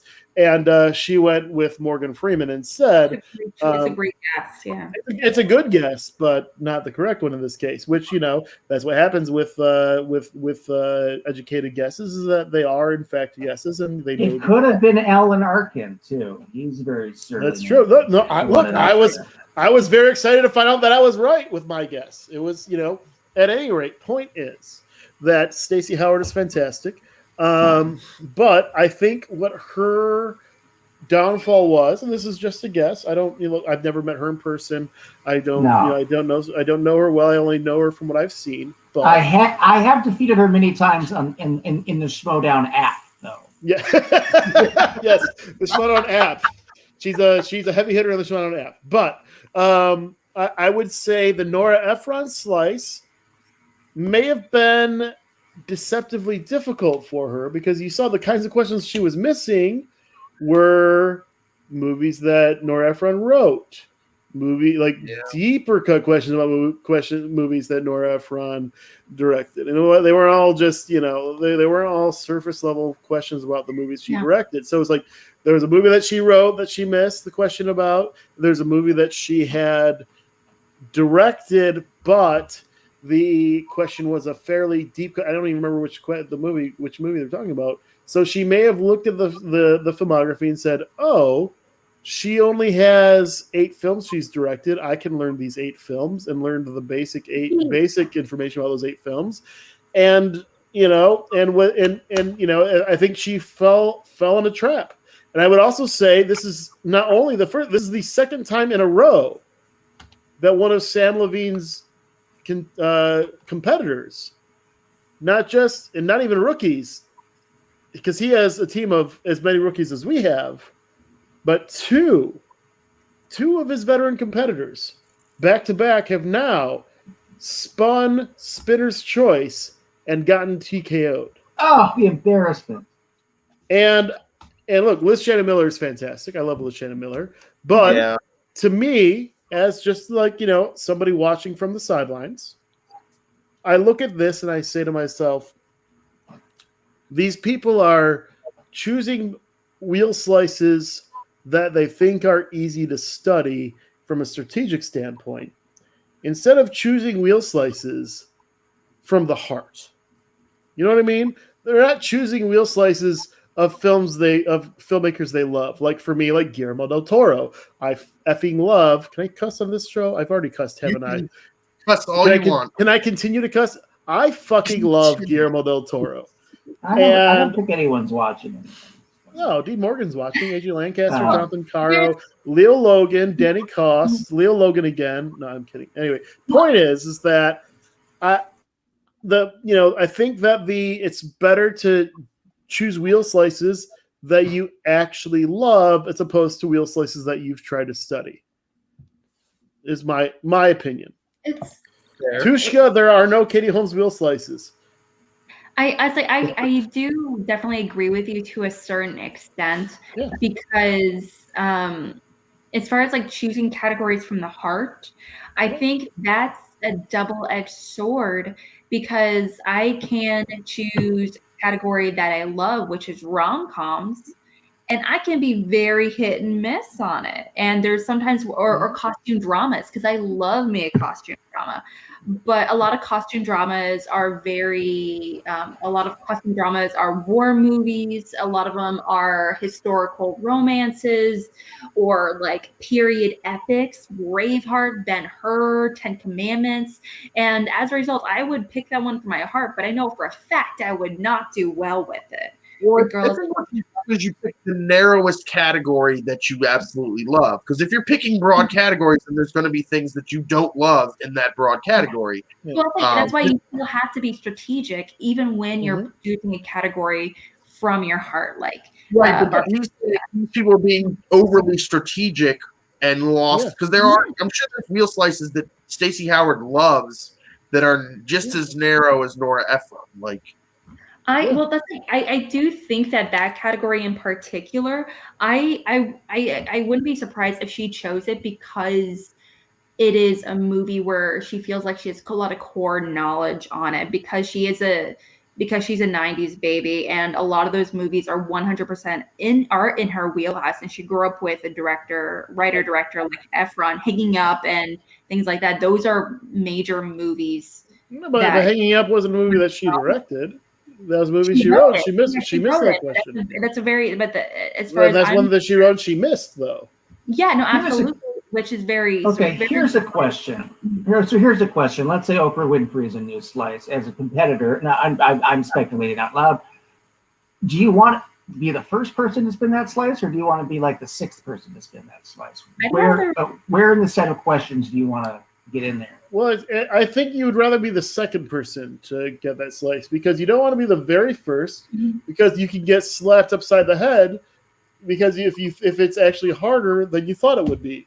But you don't want to be the sixth person, because at that point they've gone through more of the surface level questions, and now you're into the harder questions. Although for myself though, look, in my first match, I think I was the first person ever to spin Coen Brothers, and even though, like, I did get all 4 questions right, but there was one question that was a deep cut that I had to go to multiple choice on to get, which was how much money did Josh Brolin find in the briefcase in No Country for Old Men? And it's like, if people want to be like, oh, I know information about Coen Brothers films, this is a new slice, it'll be all surface level. That's not a surface level question. Well, it's $2 million, right? $2 million. You only like because you've watched my match, okay? Like 4. I've never seen a competitor fly through Coen Brothers as a slice. It's always a struggle. What? I flew through it. No, you did absolutely, and you got all the questions for sure. Sorry, it was $2 million. But I have yet to see a competitor get every single question right on top of knowing the answer immediately. They really have to work at. Well, I mean, look, if they would have given me the kinds of questions they give for period films, and so a lot of the quotes and characters are so similar, where it can be easier when you're hearing a question for the first time. It could be easy to overanalyze, and so that's what makes that category very difficult to compare, regardless of how much you love the movies. Well, yeah, good. Coen Brothers. I'll admit to this. I put it on the wheel because I am the biggest Coen Brothers stan that you will find. Like when the Coen Brothers won their Oscars in 2008 for their 2007 film No Country for Old Men, it was like the Detroit Tigers had won the World Series. That's what it felt like to me. Okay, and I was so excited to put it on the wheel, and I was so excited to land on it. Gucci's like, "Are you sure you want this?" Is like, get the fuck away. I am answering Coen Brothers questions. And then they asked me what fucking brand of diapers. They asked me what fucking brand of diapers he got in Raising Arizona. And that's a question that Elvis and I had a disagreement on. And I said, you know what, Elvis? No, I'm not gonna go no choice. I'm gonna answer this. And I said Huggies, and it was Huggies. And then it came down to the amount of money. I was like, well, Elvis, we were like, all right, you know what? We think it's $2 million, but let's go to multiple choice. And it was $2 million on the wheel, So point is that even it's not like, I think that any wheel slice, it's not just about how new the wheel slice is. People think it is, but it's not. It's more about you got to know. Like I said, that's why I think being the second person to answer is always the best, because the first person to answer it is that canary in the coal mine. They get to find out that they'll ask you about what brand of diapers they're going to ask you about in Raising Arizona, and they get to find out they'll ask you about how much money is in a briefcase. Yeah. Well, I think that PJ and the question writers have because in the past it has been like, if it's a new category, you're just going to get surface level in round 2. No, that wasn't PJ. That was under the Sklicki. Right. That's right. But now that with PJ, I think they try to make sure they have at least one question that's a deeper cut, that's not surface level. That's not. I mean, look at Ty's excellent run through Sigourney Weaver. That last poll, amazing. I was like, he had a couple amazing polls in that. Are you kidding me? You gotta get a. Because I didn't think, because Holes is one of those movies that I'm too old for Holes, so I didn't immediately get it. You mean Andrew Davis's Holes, director of The Fugitive and A Perfect Murder. I thought that was Holes. Like that. To me, that was the one pointer of the group. There was thing is, so there was a.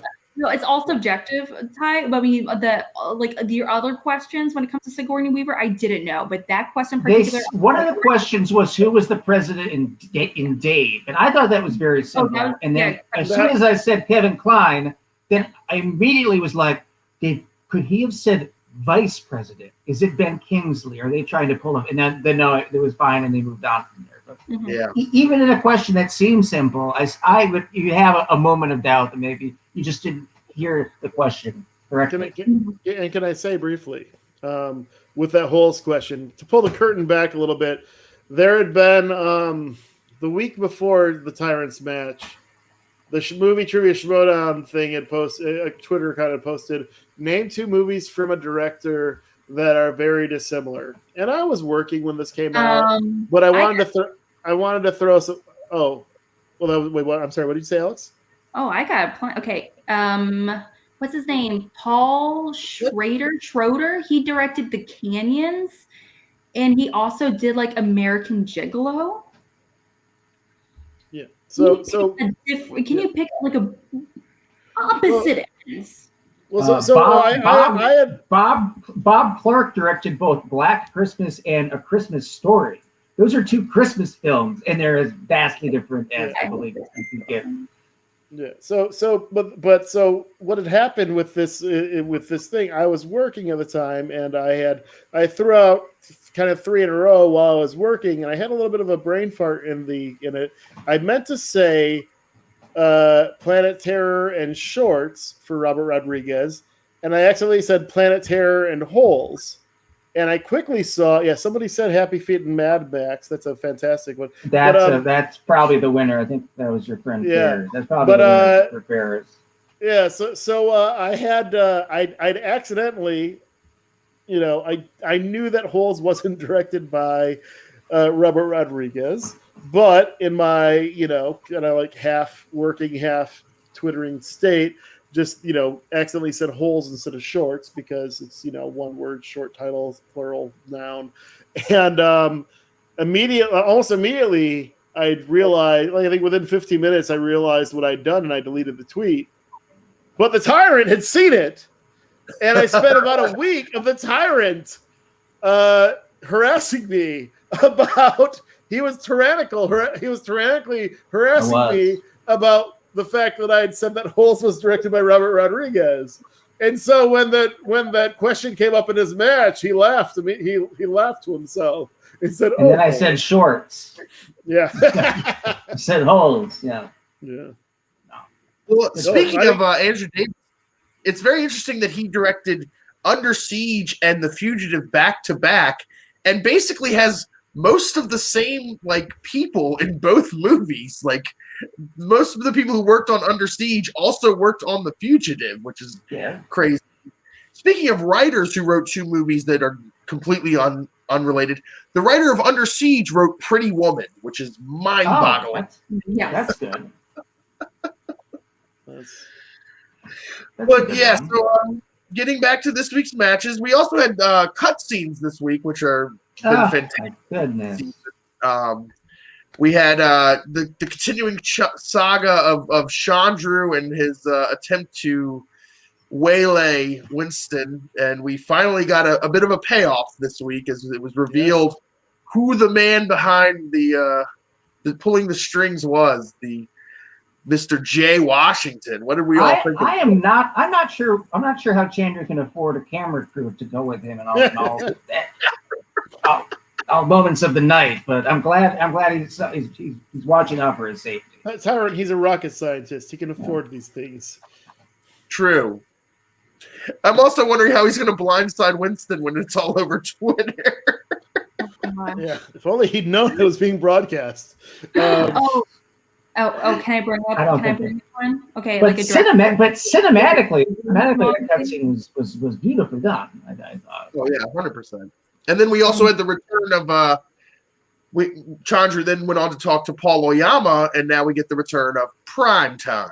Are we excited to see Primetime back in the? Was that Alex? He took off the jacket right away. He was. I think it was 30 seconds. You're skipping it. You're skipping from one scene to the next. Alex, you're jumping to the next. Billy's trying to do these scenes individually. Sorry. And yes, in the scene where it was revealed that he put the jacket on, that was fantastic. It was a fantastic reveal. Fantastic. Can I just say, fantastic? This week's cutscenes, both match related and non-match related, were fantastic. Some of the best acting I've seen Chandru do, some of the best acting I've seen Paul Oyama do, and by far the best acting I've seen Adam Collins do. Al Pacino won an Oscar for putting on sunglasses. Paul Oyama is right there, though.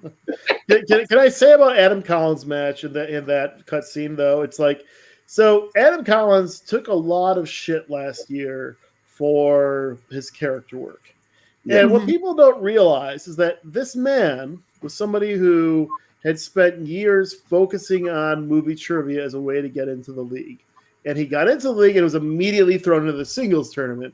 He didn't have nearly as much time as the rest of us to develop a character and to try to work through things. And so his character work last year was a little shoddy. But this scene that he did before this match, it's funny because, it took me a minute to figure out what was going on because I've been drinking. But once I realized what was happening, it was this is good. This is funny. They finally have figured out this character, and it's fantastic.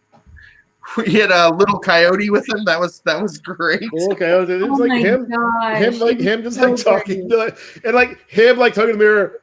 I'm Adam Collins, and I'm better than you. Practice, it was fantastic. I fucking loved it. I laughed out loud multiple times. I was so excited for him. Adam Collins, breaking news, just cast as the new James Bond. He's so good. Come on. We're continuing to reward mediocrity in this league. I just won't stand. Ouch! Wow, he would never cut his hair for that. At any rate, no. These cutscenes were fantastic. Look, that's what you get when you partner with Skybound Entertainment. You get higher production quality. You get you get these people. Like, look, these people made the fucking Walking Dead, right? True. They know how to tell a fucking story, okay? And tell a story we have done this year. Several stories at the same time. Yeah. And I love that it's different, like whatever style of story you like, there's something for you. We had the sitcom of Mike and Shannon. We've had the intrigue with Chandru. We've had the almost like sci-fi of Andrew Guy and whatever's going on with him. So there was this really great scene that Alex Damon and Kalinowski did with this other guy. It was a fantastic scene. I forget who the third person was, but it was a fantastic scene. Elvis? Elvis wasn't in this scene. No, Elvis wasn't in that scene. The something or other. It's on the tip of my tongue. It was a great scene. Yes, very much a great scene. Fantastic, probably the best scene of the year, I think, in my opinion. If I were to vote, if there was a Schmodown Awards category for best scene of the year, I would definitely put that one on. I would look for there to be best new categories for the Schmodown Awards would be best individual promo and best cutscene. So I mean, that would be pretty great. So you're basically saying you think Tyrant should win 2 awards? Yeah, 100%. There's the rest of the year to come. He might. I don't have a cutscene yet. There should be a cutscene wheel slice to force people to watch all the matches.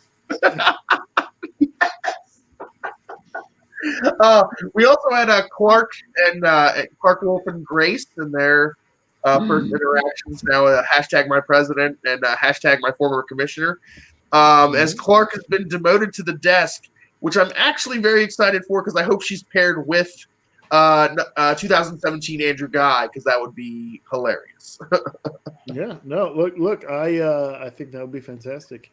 I've only had the one match this season so far, so I've only had Christian and Ellis on the desk. They did fantastic work in my match, I think.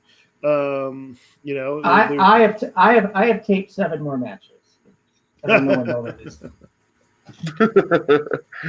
Wait, get with 7 more. I can't. AJ, who do you want on Schmobates? Which one? AJ. Let us who do you know. want on Schmobates, AJ? We'll never know. I'm waiting on bated breath. We'll never to see find who out. on Schmobates. We'll never know. Here's another. Here's another change. Here's another change to the league. Instead of saying A, B, C, D in multiple choice, and then someone goes B, and they go B as in boy, D as in dog. What did you say? Why not just make it P, Q, R, and S, or W, X, Y, and Z, or 4 letters that don't sound alike at all? Or 1, 2, 3, 4. Hello, 1, 2, 3, 4. Whoa! Boom! Mind blown. Yeah. Or I. Simple change. You guys, What about I, or IV? That's still easier than A, B, C, and D. The 3 letters literally rhyme. Hey, you guys, I do have an announcement. You should put me in charge. A wee bit of an announcement to make. Sure, what's that? I'm going to be having a Schmobate tournament somewhat soon. I'm in the process of organizing one as we speak. Okay. It is a Schmobate rookie tournament. Oh. Well, now here's the question. As a previous Ghost judge, am I considered a Schmobates rookie? No. No, I'm not a rookie? Only Only rookies that are playing this season for the first time, such as Ty. You're talking about rookies in the Throwdown, not rookies to the Schmo Bates. Sorry, I thought that made. Yeah, totally understand. It's but rookies that are this is their first season, and this season I feel like is definitely the year of the rookie. Brother Lomas. There are 8 fantastic rookies on the exchange. I think all 8. Well, what? I think 7 of them would love to compete. Well, 6 of them would love to compete in this. It just a matter of a solid. Well, there's time zones. Let's say in theory, someone watching doesn't know what the Schmobait is. Perhaps you should fill that person in on what's happening. Well, my only hesitance with going forward with the tournament is that because the different which exchange rookie would win. Arguably. But when it comes to a lot of these rookies, some of these rookies are watching Schmodown for the first time starting this season. So I probably wouldn't be, I would have to be very careful as far as the kind of questions I would ask them. No. First off, like, Alex. There's some rookies that I have talked to where they started watching Schmodown like last fall. Right. Alex, let me tell you this. Before I agreed to be in the Schmodown, I'd watched one match. Between when I agreed to be in the Schmodown and I appeared in the Schmodown, I'd watched every match. So any rookie... But not everyone is like you, Craig. Right. But Alex, my point is you don't change the game. You don't lower the standards of the game because you think you have players that can't meet that standard. You keep the standard high, and if they can't hit that standard, they lose. Just like you said with Christian, they have with a Christian and Mark and whoever's writing the questions and everything. There are questions for championship level matches, and there are questions for rookie matches. And I apply that same logic towards Schmobates. I'm not going to ask a rookie competitor to debate the best championship match of all time when they've only seen 2 championship matches, unless they plan to do quite a bit of binging. Or I'm not going to ask them best challenge of all time in our geekdom. I don't want to ask them something completely outside their wheelhouse. I mean, but Alex, here's the thing: even if they've only watched this season, they can make an argument for that Andrew DiMolanta challenge to be the best challenge of all time. They can make an argument for either. And there's been 3 title matches in 3 divisions that they can argue was the best title match of all time. So even if they've only watched the season they've competed in, they have valid arguments that they could make. Yeah. End of Barbarian. Those are just a few examples. I also have been asked by competitors to not do certain types of questions. Well, those competitors are silly. All right. Well, that's for another time to discuss the Schmobates. We do have one more thing this week. We have our Nats Fantasy Corner for fantasy. Are you going to kick us out? Billy, are you kicking us out? I still have sangria to drink. You don't have to stop drinking. You can drink as much as you want. But we're going to play Nat's Fantasy Update this week. Who's Nat? Nat Vu. Where's Nat Vu? Bring Nat Vu on. Ooh. I didn't know. I haven't seen Nat Vu in a while. Where's Nat Vu? Is he? Oh. Are you bringing him on? It's pre-recorded. It's pre-recorded. Oh. Okay, I want to see how Jacob deGrom did this week. Let's find out. Actually, yeah. Let me see how the rest of my fantasy team did. Oh yeah, we definitely need to take off that overlay. Nah, I'll tell you what, I made a horrible mistake in starting a Tigers pitcher in my fantasy team today. I regret starting a Tigers pitcher. We'll never do it again this season. Oh, but Eugenio Suarez hit a home run. That's fantastic. Well, that's our fantasy update. And I got a hold from Drew Pomeroy. Back to you. Can we take off that overlay? Yeah, I'm doing it. Okay. Oh. It's a good thing this isn't live. Apparently, I should read more of my fantasy stats. Okay, let's see here. I had 3 home runs today. They were from Eugenio Suarez, Mitch Haniger, and Franmil Reyes. Oh. Two hitters. Everyone. Two hitters. Mr. NAT, yeah, you know me. Another fancy update. And if you don't know what this is, it's where I give Is you everyone some seeing what I'm seeing? amazing advice on how to win in your fantasy league that I'm totally qualified for. Being a someone everyone for, but I'm talking about. So yeah, this is I don't know why I agree to this ever. It's really hard. Like I have to watch 4 matches today. I'm getting a lot of like play 5 in the background.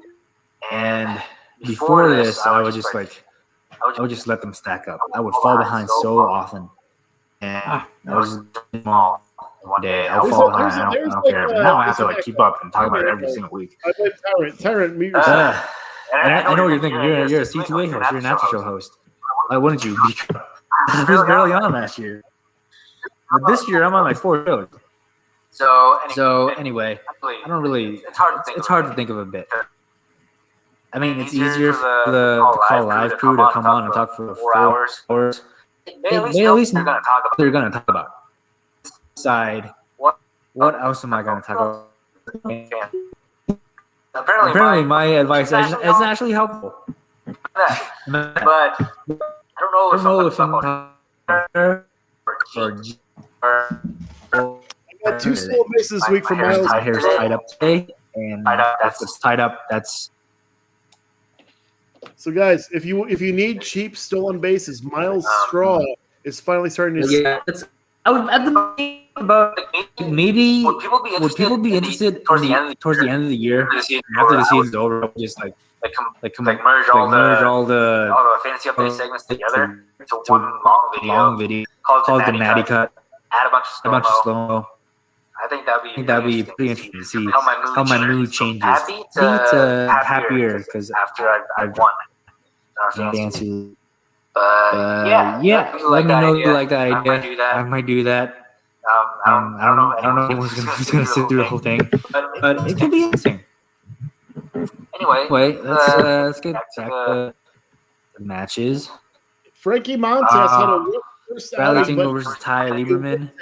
I see my Wi-Fi is actually really bad, so I'm hoping the quality is still good here.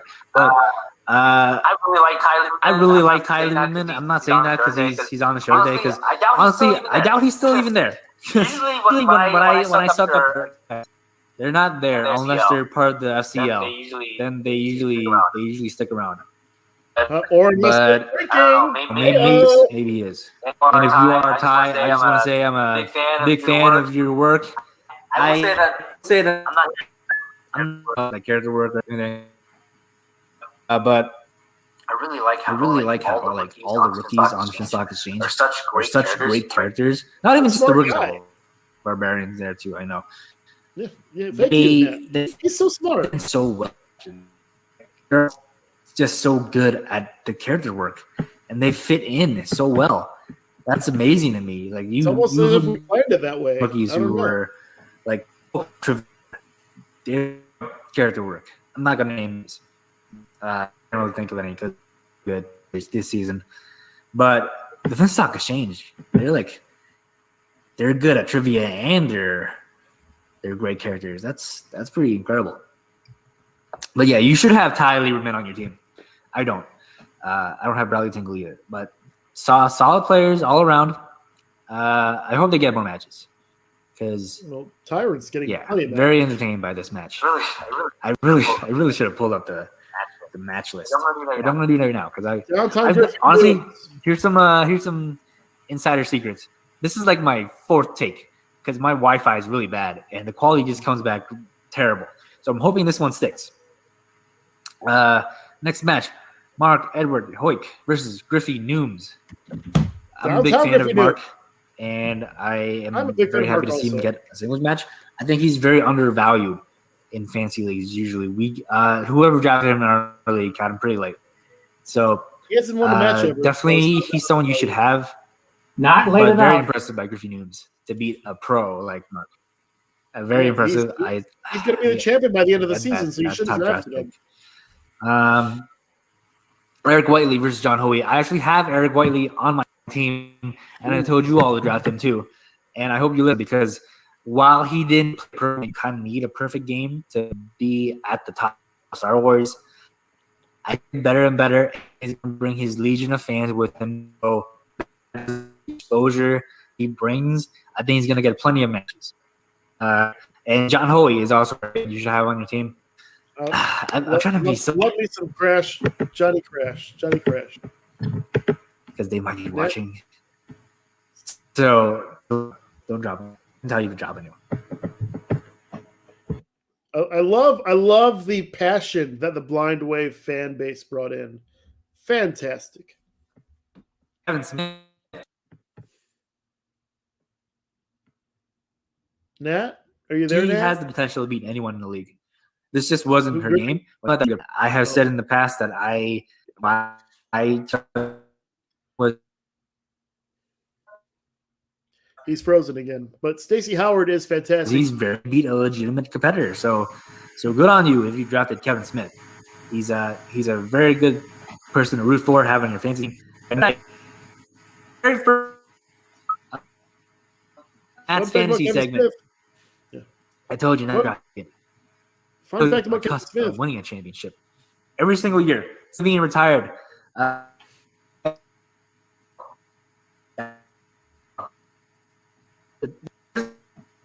No.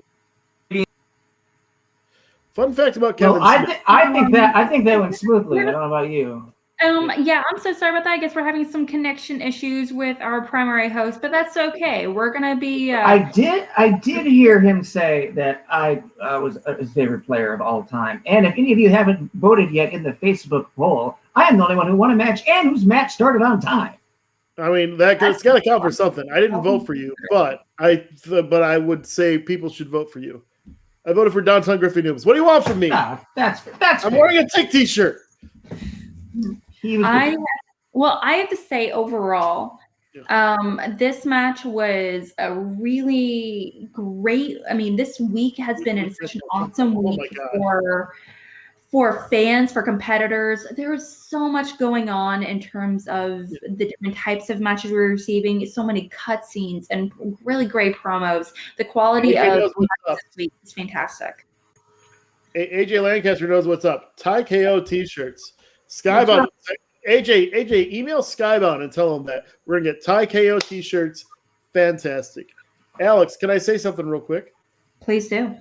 Okay, good. It's the first time I've asked you before I've spoken today. At any rate, look. You know I love you, Alex. Right? Do you know that? Of course. Wait, That's the show. Where's Lucas? Lucas. Anyway, my husband is not here right now. Oh well, Alex. He's right? traveling.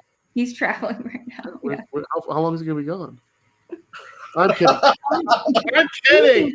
I would never travel during a pandemic. He has the best gams in the world. I would put those He's gams. Not the gams. Look, I love me some Lucas. That's why I want to know how long he's traveling. Let me find him. Anyway. But he's coming back here very soon, so I'm excited. But I'm just hanging out with my cat. Yeah. 2 cats, right? No, only one cat. Two cats. Two yeah. Cats. I have Here's one my point. The other one napping away. I didn't mean to make it weird, but here's the thing. So it was a little bit of a frustrating week for a lot of people because the most anticipated match of the season, the debut of Downtown Griffey Noobs, did not air the day it was supposed to air.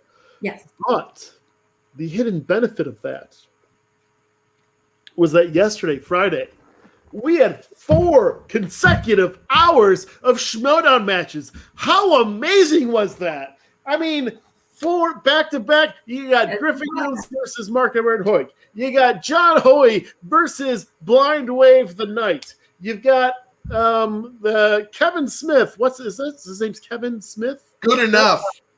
Good enough, Kevin Smith versus Stacey Howard. And you had Merle Collins, too. 4 hours back to back excitement. That's probably the best Friday we've had this year. The Friday before was Good Friday. This was Better Friday. Are you kidding? It's actually 6 hours if you watch it half speed. What is it, 8 hours? If you watch it half speed? How dare you? There would be no math. Math?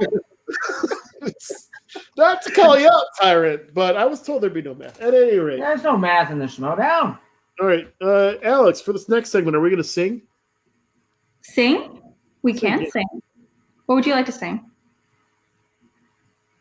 Can I put my head on your shoulder? What? I'm trying to. Over means over. I'm trying to remember those. Sorry for tonight. Oh. Yeah, wait. Let's try this again. Well, let's see. We're very close. We have I'm worst when it comes to songs. I don't know music at all. know this song. Oh, well, let's No, do that. I don't Can I know. put my head on your shoulder? Just one more time, baby. Over means over.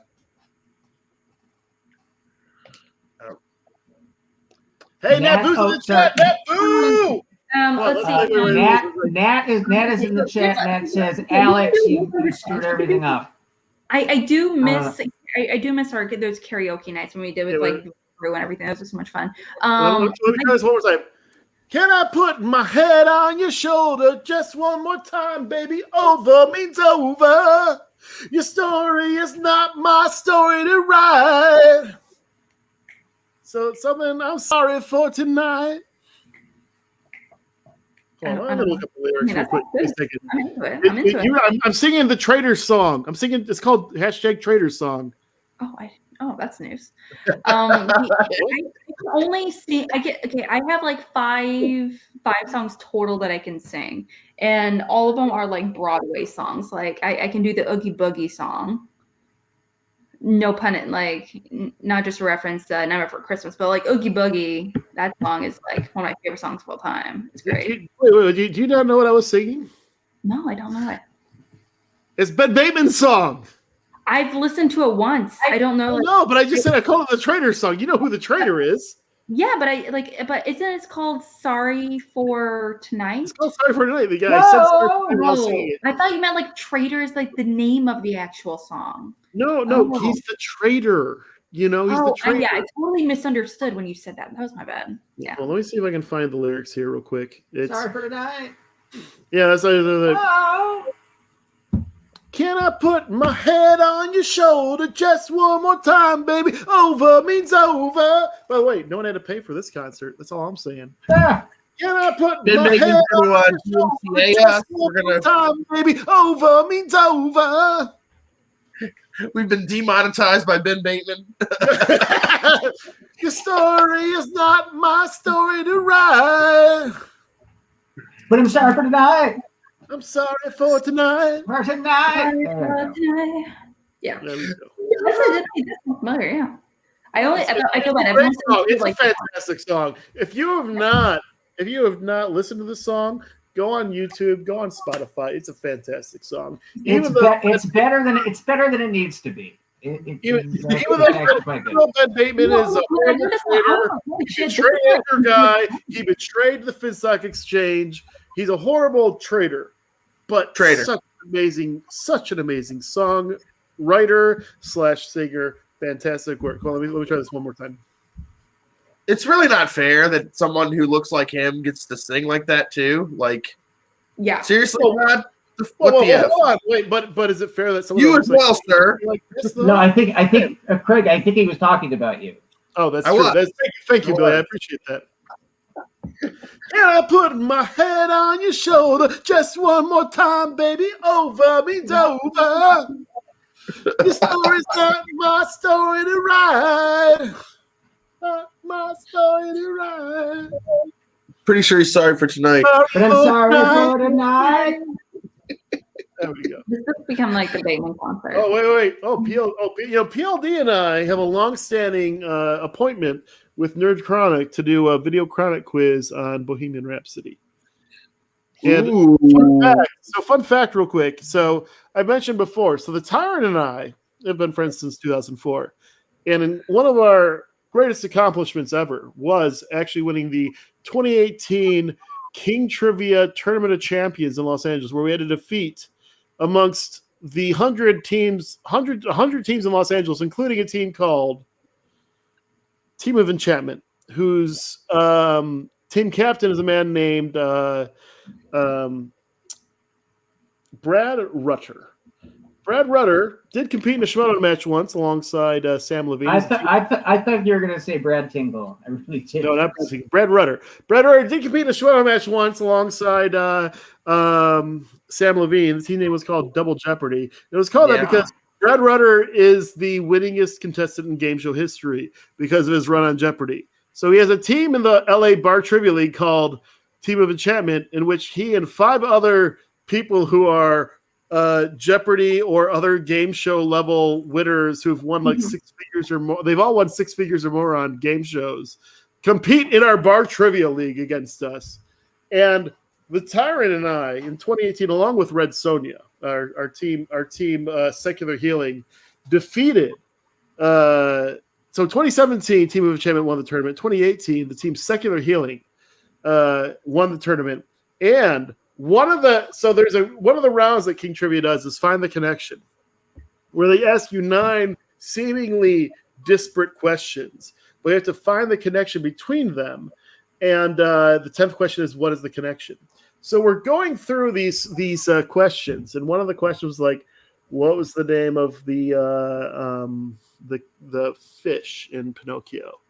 And there was what does the R in VR stand for? And so we're putting a few of these questions together. I'm like, reality, Figaro. These are the lyrics to Bohemian Rhapsody. And so I immediately just write out the lyrics of Bohemian Rhapsody on a piece of paper. And the rest of the team is like looking through the lyrics to find the answers to the questions. And one of the questions was, what is the 2-word title of a film in which Owen Wilson and was it Anne Heche? Is Owen Wilson? That's my question. Exactly. Owen Wilson and somebody else. Yeah, Owen Wilson plays a man who's trying to get his father out of an unnamed Asian country that's falling to a coup. And so I'm writing the lyrics to Bohemian Rhapsody down, and the Tyrant's looking over my shoulder like, no escape. No escape. Awesome. We doubled the round. I think we're one of the few teams in the entire 100 teams there that doubled that round. And that was one of the keys to our victory of defeating Jeopardy GOAT Brad Rutter. The Tyrant. Yet I felt the 4th round. And by the way, Red Sonja. No, I screwed us in the 4th round. Point is, no, in this showdown, I fell to the 4th round. Oh, in the showdown, he fell to the 4th round because nobody Googled the name Tyler Lieberman to see that he would beat Brad Rutter at trivia. But I will say the following round, Red Sonja was a key contributor too, because it was a matching round where it named multiple people, and you had to name the show, the reality TV show on which these people were contestants. And Red Sonja was very instrumental to us being able to successfully get all 10 answers in that. And there's in the trivia league we play in, if you are confident that you have all the answers correctly, you can choose to double or nothing. And if you're right, you get twice as many points. And if you've got at least one wrong, you get a goose egg for the round. And so we doubled the Find the Connection on Bohemian Rhapsody and the No Escape. And we doubled the round on the match the reality TV show contestants to the reality TV shows they competed on, thanks to my beloved Red Sonja. And we won the $5,000 and more importantly, the giant ass trophy that allowed us to defeat. You know what? Give me 1 second. I'm just going to bring over here real quick. Nat Vu's on. Hello, Nat Vu. It's a pleasure to see you again. Hey, what about over here? So that fancy segment kind of went to shit, huh? No. It wasn't your fault. It was Billy's. Hey, give me 1 second. I'm going to bring it That's totally fine. That was by far my worst one. So I'm glad if it had to happen, it happened in that one. But anyway, I just wanted to come on here and show you what Jake Yakavetta got me. It's a bag of dicks. Bag of gummy dicks. Wait, are those gummies though? These are gummy dicks. Oh, I would love those. Oh man, gummies. Gummies. Regardless, yeah. So anyway, while we have a giant trophy, we do each have these individual Tournament of Champion trophies for King Trivia for the season 8. And then 2020, we were leading the entire tournament, but in the final round, it was about the worldwide grosses of band tours, and we fell from first place to third place in the final round. So we came in third place in 2020, but we did beat Brad Rutter's team again. So it was fine. And we still got a giant novelty check and some tiny trophies, but we didn't get the giant trophy that we wanted. And we only got $1,500 instead of $5,000. But it's fine. I like the tiny. This is a fun trophy too. And then I have the novelty check in the other room. But these are mine and Red Sonja's mini trophies from the first place for Tournament of Champions. Anyway, so Navu, fantasy time. Let's talk. Who would you recommend for relief pitchers? Who I recommend for what? Relief pitchers. Release pictures. Oh, relief pitchers. Like any closer candidates. Like I know the Athletics closer got injured. Who do you think is going to come in place of him? You know what? I'm more of a casual baseball fan, but just draft anyone on the Yankees. That's my go-to advice. Except Corey Kluber. Heyo! Although I did draft DJ LeMahieu, FL DJ LeMahieu. Nah. Anyway, what about Schmodown draft? What about Schmodown fantasy? What would you say? Well, the Showdown fantasy draft, I feel like has become, at least within the C2HS, has become a very hot topic, so to speak. Nat, do you have any major words? Unfortunately, it was a little wonky. I had a hard time hearing a lot of it. But what are the standings right now? Listen, I know what you're doing, Alex. I'm assuming Alex is winning based on her tone. Well, in fairness, I'm assuming Alex is winning because she drafted 5 members of the exchange. That's all I'm saying. Listen, if my fancy update actually went through, you would see that I talked a lot of shit about Alex. So much shit. And deservedly so. Kind of like how everyone talks shit about our draft on draft day, right? You know what? It's fine. It's fine. Alex can have the lead for now. But I've been in the lead since the very beginning. The only time I have not been in the lead was outside of that. I've been number 8 months ago. Yeah.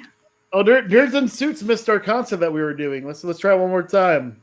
No, we're good. Try and put your head on. Wait, no, sorry. Can I put my head on your shoulder just one more time, baby? Over means over. Mm-hmm. Your story's not my story to write. Not my story to write. Baby, I'm sorry for tonight. Anyway, Navu, let's talk. Yeah. There goes Billy. Get rid of Billy. Fucking Billy. I was gonna pop in here just for a little bit and talk about some stuff, but then I was gonna leave. But now I feel like I should stay because Billy's gone. But Same here. I was gonna say that since the fantasy update didn't go through, you can catch our fantasy update on Twitch Tuesdays at 6 p.m. PAT every Tuesday. I will be showing it there, and God, I completely lost my train of thought. But yeah, go watch Twitch. And also I have this show called No Chill with Nat and Dylan. And Craig, you should totally be on. It's a show where we can just say really nice things about our guests and compliment them, and we're so nice. I enjoy that. I also have No Chill, so that's perfect for me. Well, you're being quite naive if you think of all what you're talking about, but it sounds delightful. Yeah, it's a really fun show, and we're really nice to our guests. That's the whole point of the show. Hence the title, No Chill. Well, I have to. Okay, it's totally, yeah. Sure, let's run with that. Real quickly, before we kind of segue away from the fantasy draft, Nat, who's on your draft list right now? You want me to list my entire draft team? Or... Yeah. I mean, okay. Dan Murrell, number 1. Loser. Let me pull up. I wasn't prepared for this. My list. Let's see. I got Laura Kelly. I got Loser. Who was that? Who you said? How dare you, sir? Drew McWeeny. Loser. Next. I haven't heard of these people. Do I have anything stock exchange people? Well, I can guarantee you've heard a handful of mine. Yeah. Yeah, so I don't have any exchange people, but Loser. Thank you so much, Alex, for bringing that spotlight. No. I actually think you're in a really unique situation right now because the thing is, you have a lot of the people such as Jess Sloth, for example, Drew McWeeny. They have matches in the next week, and so that's something I'm a little jealous about because I'm not going to be having matches for a bit. Okay, so the people I have on my draft list personally, I have Bateman, Kanopik, Brendan Meyer, Roca, Evan, gold leader. I have Saul, Perry Nemiroff, Alonzo Duralda, Jeffrey Kahn, James White, Mark Hoyk, and Ken. Ken? Who's Ken? Ken Jack. Oh, is he going to play this year? I don't know. Anyway. I don't know. I was just like, I just noticed that. I assume. I'm just surprised we haven't. I don't know. I don't know who this person is. Everyone needs to draft a kicker. It's fine. I was like, I'm surprised we haven't seen those guys get their matches scheduled yet. I'm excited to see what they have. I just want to point out real quick that Danny Costa in the chat says that's why Nat is losing to me. Danny, you're ahead of me by 2.5 points, and you're from New Jersey. Wait, I want to hear who's on Danny's team. Danny, who's Danny? Okay. Danny Boy has Adam Collins, Paul Oyama, Molly Damon, Video Drew, Whitton, Newman. Best pick of the draft. Marie Wilson, Kevin Smith, loser. Benny Mancuso, Frankie Alvarez, loser, Haley Fowler, and David Delgado. Loser. You only have one exchange member? What the heck, Danny? Jesus. I mean the nerve, right? I know, right? Jesus. Okay. Let's see my verse as far as Alex's team. Thank you. Okay, I do want to let you know. I see Paul is in the chat. He recently sent in a super chat. I don't have control of StreamYard right now, so I am gonna let you know who is on Paul's stream day on his draft because he has a few people you guys might like as well. But he said in the super chat, who has Barbarian and Ty, Nat? The answer is Paul has Chance Ellison, the Barbarian.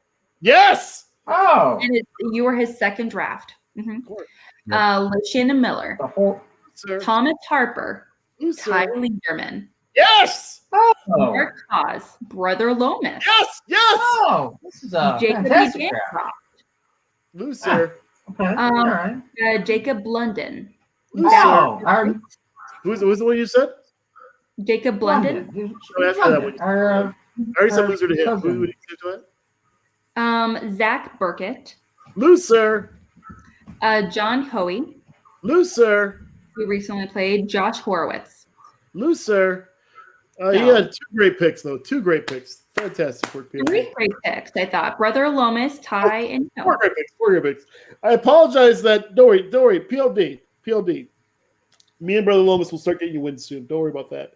But don't worry. You got 4 exchange members and 5 exchange members for well, you didn't try hard enough, PLD, because Alex beat you to the punch. No, the Moose, though. The Moose is loose. I got to say, the Moose has not played a match yet, but in my opinion, the Moose was the best IG player in the draft. And he is a 4-division threat. That man can play in all 4 divisions. I did not play in all 4 divisions. Moose playing all 4 divisions. Mark Haas. Alex, let me ask you. Who's your pitcher? Starting pitcher. Who do you have starting pitcher? Are we talking about sports or Throwdown? So fantasy. Does anybody have a fan of your fantasy pitcher? I have Garrett Cole. He's fantastic. He pitches for the Yankees. Heyo. I am a very casual fan. Anyone for the Cardinals. I don't have any Cardinals now, but I love Paul Goldschmidt though. Paul Goldschmidt. I was an early adapter to Paul Goldschmidt. What? I can draft my grandpa. Does that count? But he's dead. Who's your grandpa? Well, he probably won't score any points if he's dead. Well, yeah. I mean, he used to pitch. Unless, first off, that's amazing. Who did your grandpa pitch for? Cardinals. Oh, that's awesome. So, Yeah, you would want to draft your grandfather in a sim league. Draft him in a sim league. Back to simulator league. It was Bob Gibson. Bob Gibson. Grandfather Bob Gibson? No. What was his name? No, William. I guarantee her, was it? Wait, what's his name? William McFarland. Okay, I'm gonna look this up. Mm. Beep boop beep. Oh my god, he's amazing. I'm kidding. But no, that's very cool though. I love to hear that.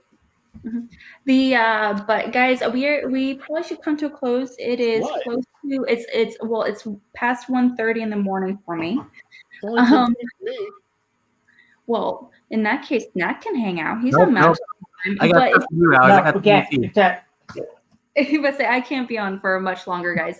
But okay, so if anyone in the chat, if you guys have any questions, comments for anyone on screen or anything along those lines, please let us know before we can wrap things up here in just a few minutes. But yeah, we're gonna go ahead and get to it. Real quickly, Ty, you're a fancy man about town. Yeah, a man about town. Man, excepting quarantine. A man around house. Mm-hmm. Can I say real quick? I know Tyrant, as a classy man, does not like to toot his own horn. But can I say real quick? No. People should find it's a 2007 film called "Kiss the Bride." It is written by one Tyler Lieberman. Tyler Lieberman. Directed by C.J. Cox, the screenwriter of Sweet Home Alabama. Starring one Tess Harper. Tess Harper made 2 films in 2007. One of them won Best Picture, No Country for Old Men. She was Tommy Lee Jones's wife in No Country for Old Men. The other film she starred in was Kiss the Bride, written by Tyler Lieberman in 2007. So I would advise the viewers to go out and watch Kiss the Bride. And as you may expect from a film titled Kiss the Bride, there is a wedding scene. And eagle-eyed viewers of the wedding scene may actually notice the Barbarian making his theatrical film debut as a wedding guest in Kiss the Bride. That's all true. Everything you said was true. It's on Amazon. Amazon Prime. Go for it. Tori Spelling is correct. Tori Spelling's involved. I didn't talk much to Tori Spelling, but her husband, what's her husband's name? Dean. Dean was great. Dean McDermott.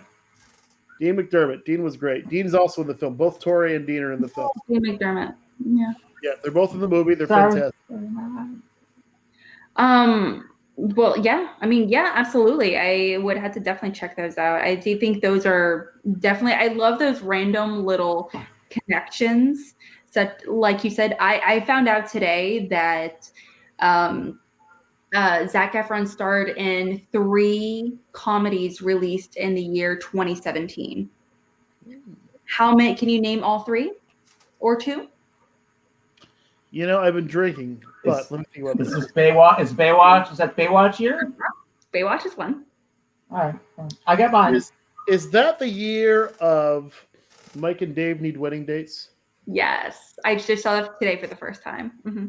And the other one is Neighbors to Sorority Rising. There we go. Mm-hmm. Little fun fact. I love the 2 houses and neighbors are like 5 blocks from where I live in really South LA here. Yeah, he lives near USC. Oh, yeah, that's awesome. It's a small world right there. Yeah. Well, for future reference, where can we find you, Craig? Me? I think you're supposed to ask the Tyrant. Okay. Oh, yeah. Over to you, Taiko. Where can we find you, your beautiful face, or anything you're working on? No, in fact, I joined the Throwdown so I would have something to talk about to my friends and family. So now, now that I'm here, for you to further insinuate that I need more to promote, we have Kiss the Bride on Amazon Prime. We have Griffin Newman's podcast, Blank Check, Kim Taylor Foster's book, Why We Love the Matrix. Check them all out. And find me on Twitter, Tyler_Lieberman. You know what? Rager has a horror podcast. I forget what it's called. It's Regally Scare, REELY. Thank you. I've been That's pretty awesome.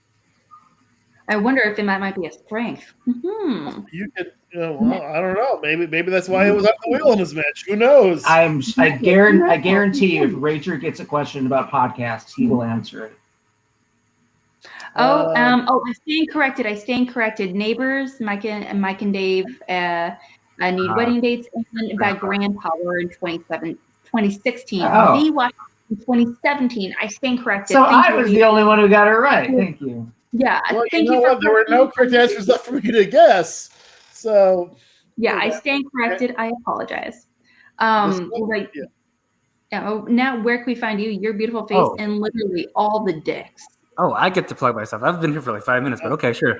You can usually find me at the end of Call Live doing my fantasy segment most weeks, not all weeks, but most weeks. You can find me on Mondays doing After Action Report with Megs. You can find me on Twitch, twitch.tv/call-to-action, where we talk about everything at 6 p.m. PT. And also, this week we brought back AAA Live. AAA Live, me, Dylan, and Megs, we break down Alex Damon's character work, and we also tell you how to beat lawn hair. So it's a return episode, so check that out. It's really good. And I'll just say, I didn't enjoy Alex Damon's trivia work in my match, but I really enjoyed his character work in my match. So yeah, take that as a word. I didn't enjoy his trivia work. It was better than my trivia work. So I'm a little jealous in that regard. At any rate. I have to say, though, I am a little insulted I was not asked to come on AAA Live, considering it is, in fact, all Asian all day. And your first name starts with an A. Yeah, AAA Live this week for Asian National Army. AAA Live if you had Alex. Duh. It did stand for Asian Action Army this week. So we probably should have. Yeah, no, it's almost as if Alex might be Asian. I don't know. Alex, I am. What might be Asian? I am Asian. I don't know. It's almost as if you mentioned that earlier in the podcast. It's Alex, almost like you're pretty obsessed with cheese, and that's like the whitest thing I've ever heard. Are you kidding me? Have you not been to Korea or Japan where they put literally cheese on everything? I've never had any cheese in ramen. Hey, there's no cheese in sushi. Oh yeah, that's terrifying. I don't know. I don't know who came up with that, but that's a horrible idea. But cheese and ramen, however, or tteokbokki. I think Roy Choi invented cheese and ramen, though. Rice cake. So good. I'm going to have some cheese and ramen doesn't sound like it should be a thing, but I've never tried it. So. Roy Choi has an amazing ramen recipe that involves cheese, butter, eggs, and ramen. I had it taught to me by a few Korean friends, and they said, yeah, this is like how they do it in Korea. And I was like, Roy Choi is Korean, so there you go. Yeah, there you go. It's almost like they know how to eat delicious food or something crazy. Ty, thank you so much for coming on our show. Thank you for having me. Thank you for having me on the broadcast. And I was like, just coming on. I was like, this is our first interaction, so I just want to thank you personally. Thank you so much for coming on. And I know coming on for a 2.5 hour long stream for the first time, it's a little daunting. It's a little much. Well, you caught me at a good time in a pendant. Yeah, that's fair. Very fair. But guys, thank you so much for everyone here. Craig, you're wonderful. I love you. I didn't plug myself. Alex, let me plug myself. Oh, I thought you did. My bad. Okay. I said Ty plugs himself first. What are you? I stand corrected. I'm sorry. I'm a human and I make mistakes. Craig, where can we find you? Really? Your WrestleMania Cup collection. Well, tomorrow you can find me in my apartment watching WrestleMania Part 2. The first night of WrestleMania today was fantastic. One of the best WrestleManias, although not the best. The best was the WrestleMania 31 that I was in person attending. Next year, though, WrestleMania 38, myself and Kevin Smets are going to go to Dallas for, and it's going to be fantastic. But I'll say this. You can find me on Twitter at Barbarian Craig.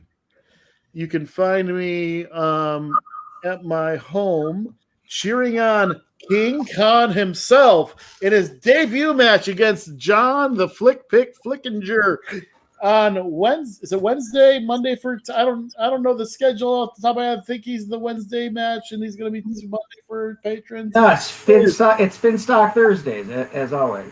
Finstock Thursday? I don't know. Point is, King Khan. King Khan debuts next week. IFL King Khan. And you can find me posting wonderful photos of my cat and videos of my cat doing wonderful cat things on my Instagram, which is C as in Craig, F as in Frank, Gagnier, Gaynier, as in the French word for win. Because all I do is win, no matter what, even when I lose. And that's my Instagram. And then you can find me.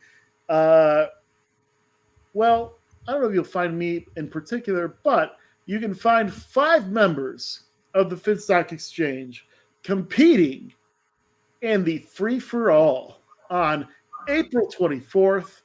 That's Saturday, April 24th, only on the Schmodown. And it's going to be, here's the thing. Here's the one thing I can tell you. This is the 4th ever free-for-all. And I think I can give you one quick spoiler. It is the best free-for-all ever.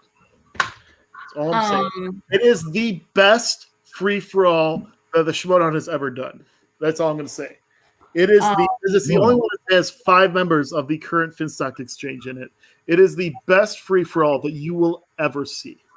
I'm really curious to see this happen. Yeah, it is the best free-for-all ever. I've heard a lot of things, so I'm kind of curious to see what's going to go on. Best free-for-all ever. I cannot say that enough. It is the best free-for-all ever. If you have, I'm not saying this to raise money for the Schmodown, because whatever, I don't, whatever. As a fan, I would not want to miss this. It is the best free-for-all ever. If you liked the first 3 free-for-alls, this is better than those free-for-alls. This is the best free-for-all ever. How dare you, sir? I actually really like the one that Rianne won, but I mean that's a pretty high bar. Look, I enjoy the first 3 free-for-alls. And this one's even better than those free-for-alls. Jeff, the answer is yes. This is the best free-for-all ever. I can't tell. Wait, Craig. Wait, is it the best free-for-all? Alex, you are correct. It is the best free-for-all ever. No, wait. I didn't see there, and I totally missed it. I apologize. The best free-for-all ever. Look, I am prone to hyperbole when it comes to the Finstock Exchange, perhaps. No, not really. But I'm prone to hyperbole because I love the word hyperbole. It's such like an expensive word in the dictionary. But my point is this is the best free-for-all ever, even though I'm prone to hyperbole. If I find out, if I watch it and I decide that's not the case, I will DM you and be like, you lied. You know what, Alex? Alex, if you watch this, you're already a patron, right? Are you a patron? I'm assuming you're a patron. I don't know what people do with their money, Alex. Okay, my point is, this offer is only to Alex. Alex, Alex, what's You know what? No, I want to say here, Alex. Here's the deal. Alex, I'm offering this deal to you and you only. If you watch this free-for-all and afterwards say to yourself, this was not the best free-for-all ever, I will personally send you $5 because that's how much other people can pay to watch it. And that's entirely subjective, so I'm going to tell you. No, look. Here's the thing. If $5 means that much to you, and you just want $5, sure, I'll give you $5. But my point is, if you watch it and say to yourself, "This was not the best free-for-all ever," let me know, and I will send you $5. Yeah, absolutely. You know what? I am pretty excited. I know there's. I mean this sincerely. You know what? Now I'll also offer this to you because I know. I get look. My point is, this is the best free-for-all ever. And Ty's gone. Where'd Ty go? Yeah, Ty said he had to go, but thank you so much, Ty, for being on. It's the best free-for-all ever, though, is the thing. So anyway, point is, you two, if either of you, Nat or Alex, if you watch the free-for-all and say, you know what, that wasn't the best free-for-all ever, DM me, I'll send you $5. All right. I'll take up that offer. I will take up that offer. I am excited. I mean this in good faith. In good faith. No, absolutely. I would never lie. I know there's after hosting the last general standing with so many competitors, and knowing how much is involved. And I have only a smidgen to compare it to, just because in essence it's a very similar setup to a free-for-all. And so I can't imagine how difficult it is to put one together of Schmodown Skybound caliber. So I'm pretty excited to see it really executed for sure, and make it into a drinking game. That's going to be a blast. But guys, everyone in the chat, thank you so much for hanging out with us tonight. Nat forever in not first place in the fantasy draft.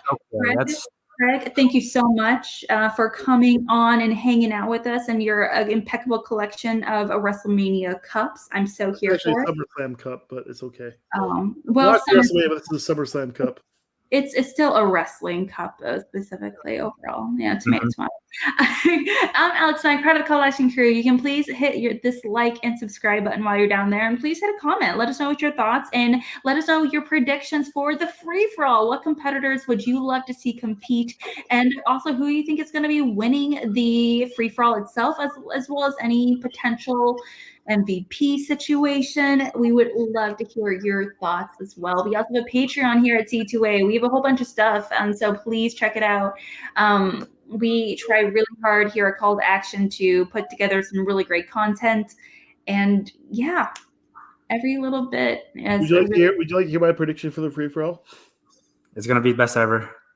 You are correct, Nat. It is going to be the best free-for-all ever. Okay, well, I'm not going to go into that. I'm not going to do it. I'm not going to do it. I'm not going to go. I'm not going to be baited into doing. I won't do it. Okay. All right, guys. Thank you so much for hanging out with us tonight. Just one more thing. Just one more thing, real quick. Paul Denuzio messaged me on Facebook. Mr. Fourth Place. No, Alex, stop, please. I'm in third place. Paul Denuzio messaged me on Facebook, and he wanted me to plug this coming Monday on Chill to Action. We have Mr. Brad Gilmore. Can you tell him IFL the FCL? I will pass that message on. I'm sure he'll get it. But yeah, that's our show. And anyone else have anything to say, or can I cut this? All right. See you guys next time.